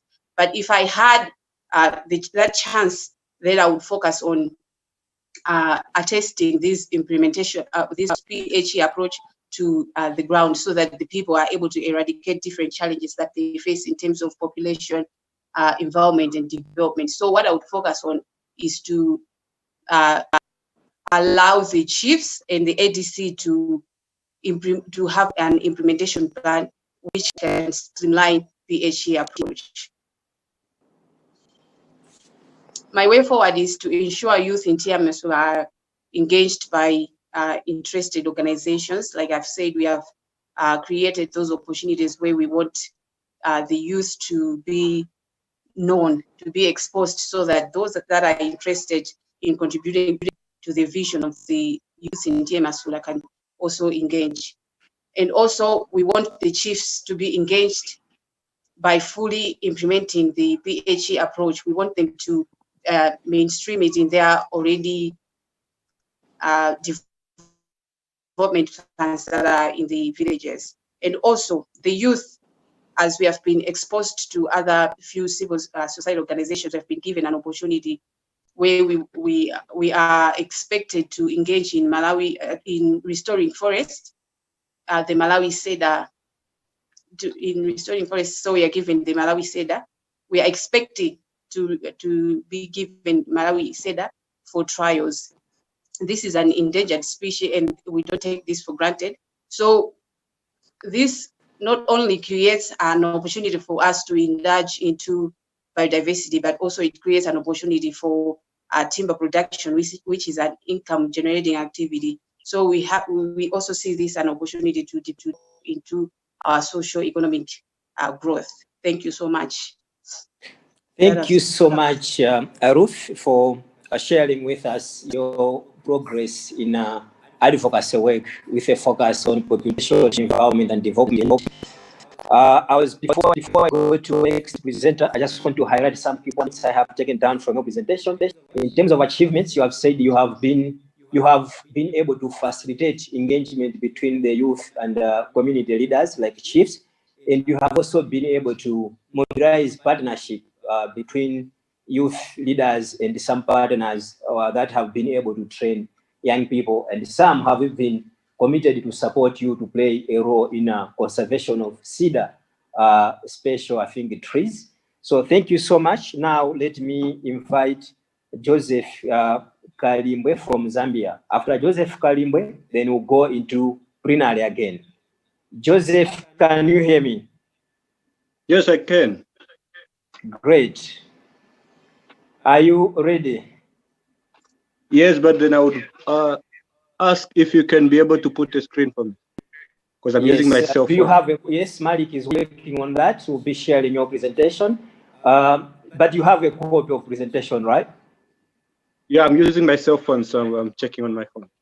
Okay, fine. As Malik is working on that, I just want to welcome people who have joined us. I have seen Assistant Registrar Mr. Noel Jambo from Lilongwe University of Agriculture and Natural Resources. Thanks for joining us. I think you make your contribution because the presentations that have been made here, for example, by Ruth, was also related to agriculture and forest conservation. So I think it's an area of your interest. And I have also seen Sahara Pandey from Nepal. Thank you for joining us. I think during plenary, you will be able to share your experiences, insights, or maybe ask clarification or questions from these youth advocates. Thank you for joining us. Are you, Joseph, are you ready? Yes, I am. Yes, you can start your presentation. Malik has started sharing your presentation. If you are not able to see the presentation, please go to iHub account. You will be able to see the presentation. So you may start, Joseph, even if you don't see the presentation here on screen, use the copy you have, but other participants will be able to see your presentation if they go to iHub account as a participant. Yes. Please start. Okay, thank you. My name is Joseph Kalimbwe, representing on behalf of my political party, which is the United Party for National Development. So my policy goal was about investment in healthcare infrastructure, healthcare workers, and disease prevention. So over the past few months, we've been able to engage with members of my political party in terms of the direction that we want to take. We had a manifesto during our previous elections with the 10 points plan, and I had to focus basically on one of the 10 points plan, which was the 8th one, that has to do with health and how we plan on resolving the health crisis in the country. So my primary target was the top leadership of the political party, which is the president, the secretary general of the party, the national chairperson, and also people that are involved in the top leadership. And then my secondary audience were the members of parliament of the United Party for National Development. So what we wanted was basically to be able to shift the narrative in terms of our 8th point plan and have an analysis of how we can be able to shift the healthcare system in Zambia. So over the past few months, we've been able to engage in terms of what it is that we want to shift in the Zambian healthcare system. But then we understand that we're in the opposition as a political party. So what we came to a conclusion on was that even if we're in the opposition, we don't need to wait for us to get into government or for the political party to be able to resolve these issues. So we have a huge number of parliamentary representatives. So we thought that perhaps we can be able to influence those decisions in parliament. So I would request that my slide be changed to the next presentation. So yes, my target was that we must be able to shift our 8th point plan in terms of the issues that our country is facing. We have a high maternal mortality rate. I think in 2017, there was a release that was made by the National Statistics Office, and there was an increase in the number of women that were dying during childbirth. And then we've also been able to have an increase in terms of the people that are getting infected with HIV, like for instance, since the turn of the century in 2000. So there's been an increase in terms of that. And then there's also a huge number of young people, particularly young girls, falling pregnant at such an early age. So we wanted, as a UPND, to make sure that we are shifting that kind of narrative. So we came together and I presented my policy, got my seniors in the political party to say, let's shift our 8-point plan and make sure that we have a narrative where we have changes in terms of the high rates of maternal mortality rates in the country, the high rates of teenage pregnancies in the country. So we presented that to our members of parliament through a subcommittee that was set up, where I was a member of the committee, and we engaged with the leadership to say, this is what we want to do. We want to make sure that we have a shift in our healthcare system. And that shift shouldn't just have to do with investments in infrastructure. We need to have a shift in terms of the involvement of the population. How do we get involved in the population shift? How do we get involved in the way the environment of this population gets to have an effect in terms of what we want to change?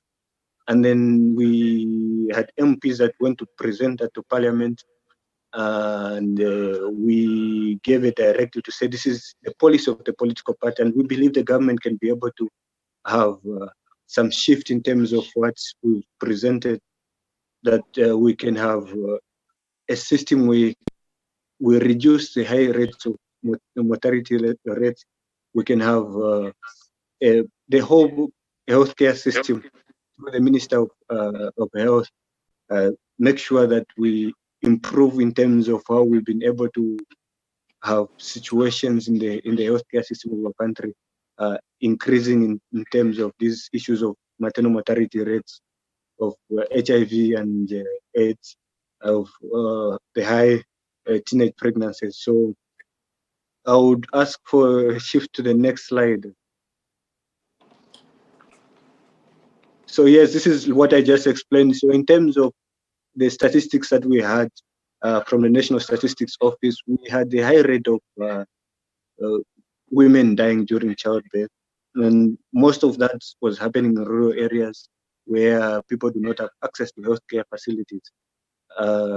We also had a high rate of young girls that are getting pregnant as well at a young age, because they do not have situations where the healthcare system has put incentives to make sure that there's an education on these young people to ensure that they stay in school and they do not end up getting pregnant at such a young age. And so we planned meetings and set up committees within the UPNG, and then we had an implementation committee that made sure that these issues that we had were implemented within our political party and within our 8-point plan. So after the policy goal was approved, we set up an implementation committee that made sure that within the UPNG these issues are resolved. We have a shift in our 8-point plan. So that implementation committee was, as I mentioned, consisting of myself and our top leadership, the national chairperson, and we had also our Secretary General, and we're involving in these issues to make sure that now we implement a shift within the political party. So I would ask for the shift again in the slide. Next slide.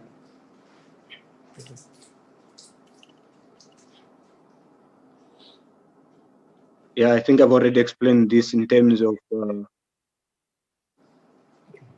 yeah, I think we also had an issue where we had to put an effect in making sure that the parliament can be able to resolve these issues while we're still in the opposition, because these issues do not need to wait for one to get in government for them to be able to resolve them.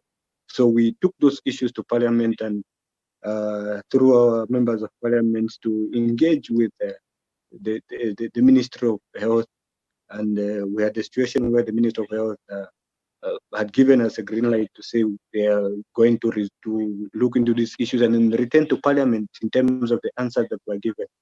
So when Parliament resumed after the closure of this COVID-19 situation, the minister returned and said, no, we have looked at the submission that were made by members of the opposition, and these are the issues that we want to look into, and we view the healthcare system can be improved in terms of the submissions that have been made. But then there was not a huge shift in terms of everything that we wanted being instantly approved, because obviously when you are dealing with the government and members of the opposition, there's no way they can instantly accept what it is that the opposition brings to the table. But then we had achievements in ways that my political party resolved to the fact that we need to have a shift, a total shift in terms of our 10-point plans, in terms of how we can be able to now have a clear direction going into the elections next year. So once that has been done in the parliament, we want to have now achievements being made to all the other points plans that were made in our party manifesto. So it's been one of the fulfilling things that I've been able to do, and I'm extremely grateful to PRB and particularly to the conference that we had in Lilongwe, where we learned about these issues. And I think my political party would not have been able to fully look into these issues had we not had a situation we had a youth advocate go to learn about these issues and then bring them to be integrated into the political parties' manifestos and in terms of how we want to have a shift in our healthcare system. So I'd request for a shift to the next slide.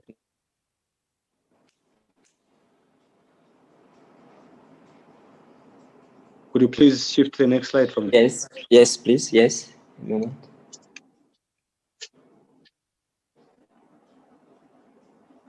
Okay, nonetheless, I'll continue. I think it's one of continue. the that I've learned as an activist throughout this process is that we've been able to engage with the policymakers and the key decision makers of my political party and have a consensus in terms of what it is that we can be able to achieve as a political party while we are still in the opposition. So it's been fulfilling in that we've been able to have our 8-point plan taken upon by our members of parliament into the National Assembly and discussed and deliberated, and we've been able to achieve a great amount of issues in terms of everything that has been submitted to parliament. And it's been humbling because we've looked at all our 10-point plan and come to a conclusion that we need to have a complete shift in terms of everything else that we submitted during our previous election going into the next election, where we explain thoroughly to the masses of our people in terms of what it is that we want to do to them and the policies that we want to bring forth to them.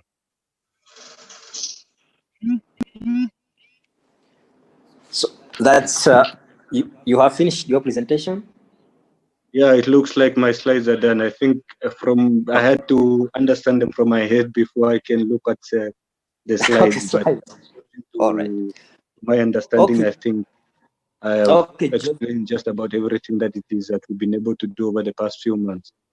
All right, thank you so much, Joseph. The key message I have grasped from your presentation is that the training which was organized by Go Malawi and BRB really played a key role in repositioning young people and challenging the same young people to engage with policy makers on issues to do with population, environment, and development.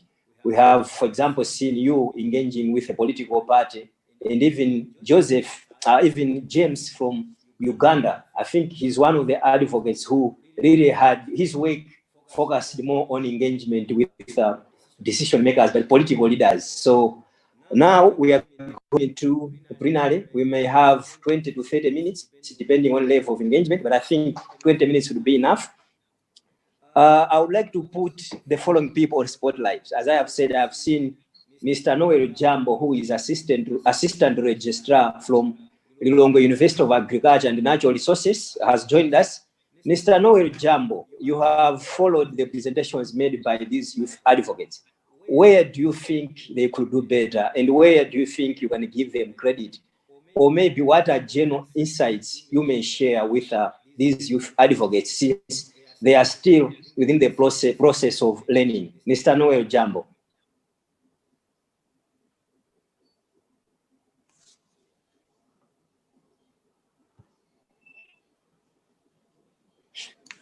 Mr. Noel Jambo, can you hear me? All right. Now let me, Sahara, I've seen you have joined us from Nepal. What's your contribution of this? I think it is of interest to us that you have joined this webinar from Nepal. What have you grasped from the presentations by these youth advocates, and you being one of the young people active in a development work? What would be your contribution in general? Sahara. Thank you, Asran. It's indeed really great to hear all of you, and I love the presentations. I love the way you focused on how the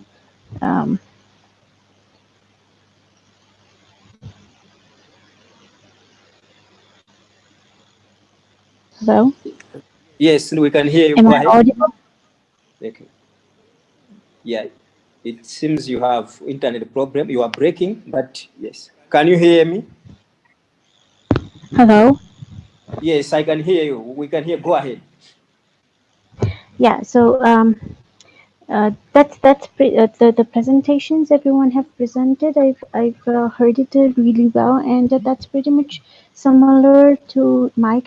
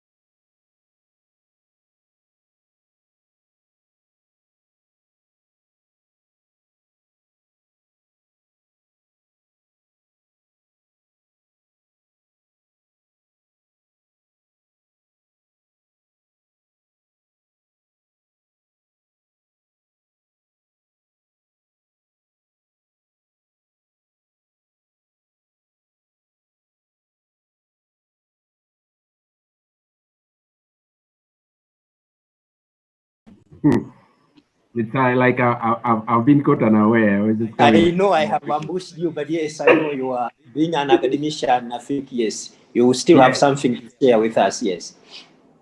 Yeah, it's true. Uh, we are living in a dynamic world now. We're living in a society where we also want the youth to contribute, and they are contributing effectively.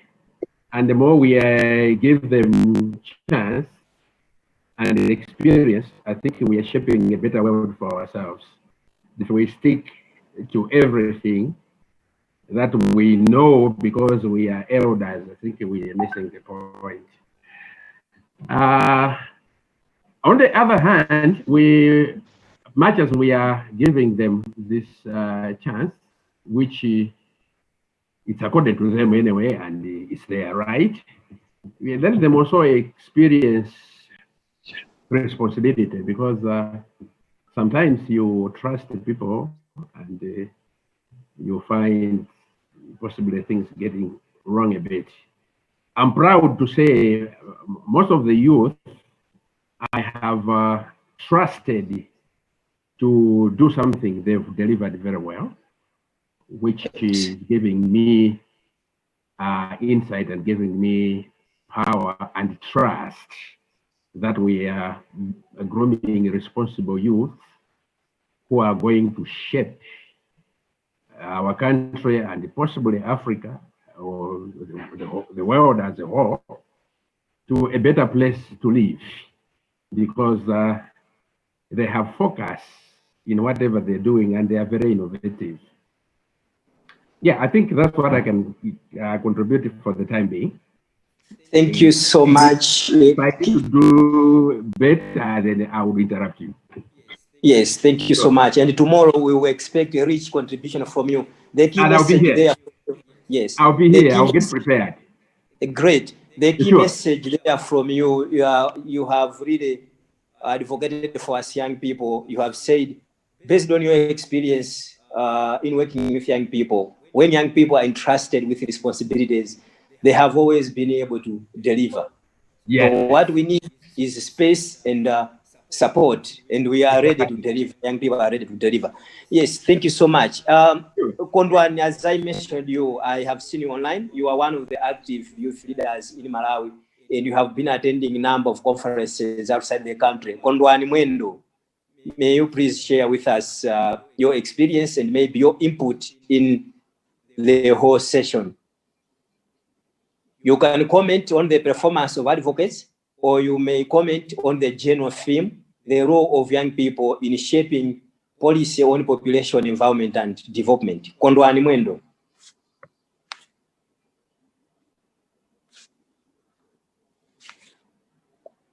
It seems Kondwani can't hear me. Anyone?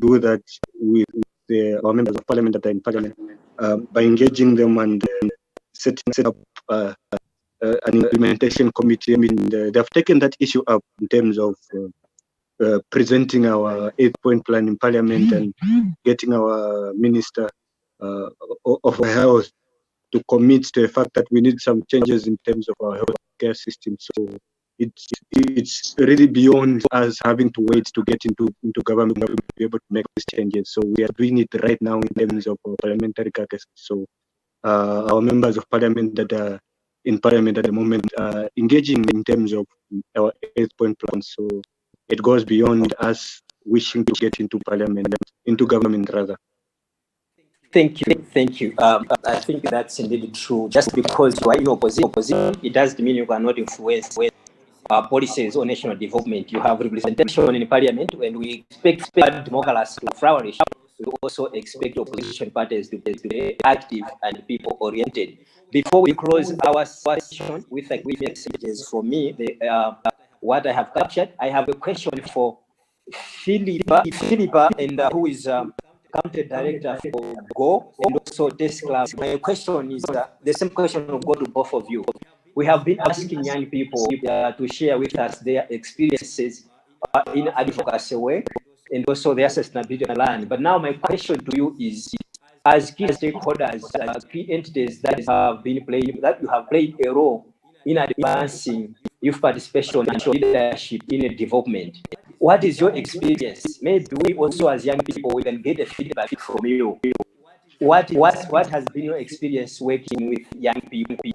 And what key advice would you bring forward to us? I know tomorrow you also give us closing statements, but today you can also share with us what has been your experience working with young people, and what key message, briefly, can you share with us today as a feedback? So we may start with Philippa. Hi there. First of all, my apologies. I got called out for something urgent, so I missed part of the presentations, unfortunately. But for those I heard, thank you ever so much. Really interesting. I suppose my comment, reflection I had is that, you know, how different the issues are that you've all been working on, the different approaches you've been taking, and how much rich content there is for us to learn from that.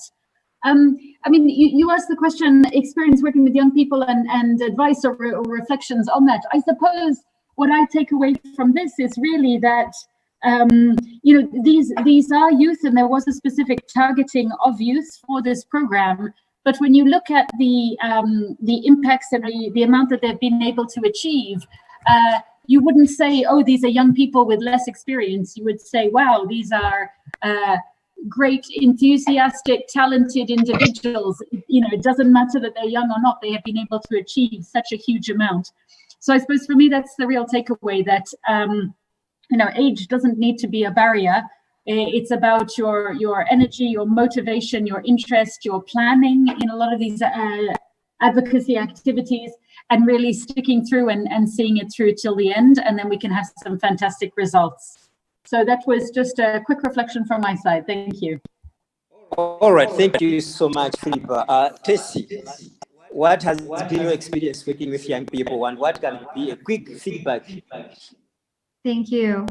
I'll keep it brief because I know we're wrapping up, but I want to hear and reflect on a lot of what Philippa just shared, as well as what other speakers and guests joining us today have really reflected on, which I think is just the immense power and resources that we have while we're tapping into working with youth. I think this activity is a good example of the fact that this isn't a one-way. This has been sharing of expertise, of knowledge, of experience, and learning sides. And so, from the point of view of PRB, in terms of working with the youth, I think what we've learned is this has been one of the most types of interventions of this type that we've done, and is going to certainly be a template from something that we'll hope to recreate in engaging with leaders like the 10 youth in this activity. I think you know, the youth on the call here today have really shown a lot of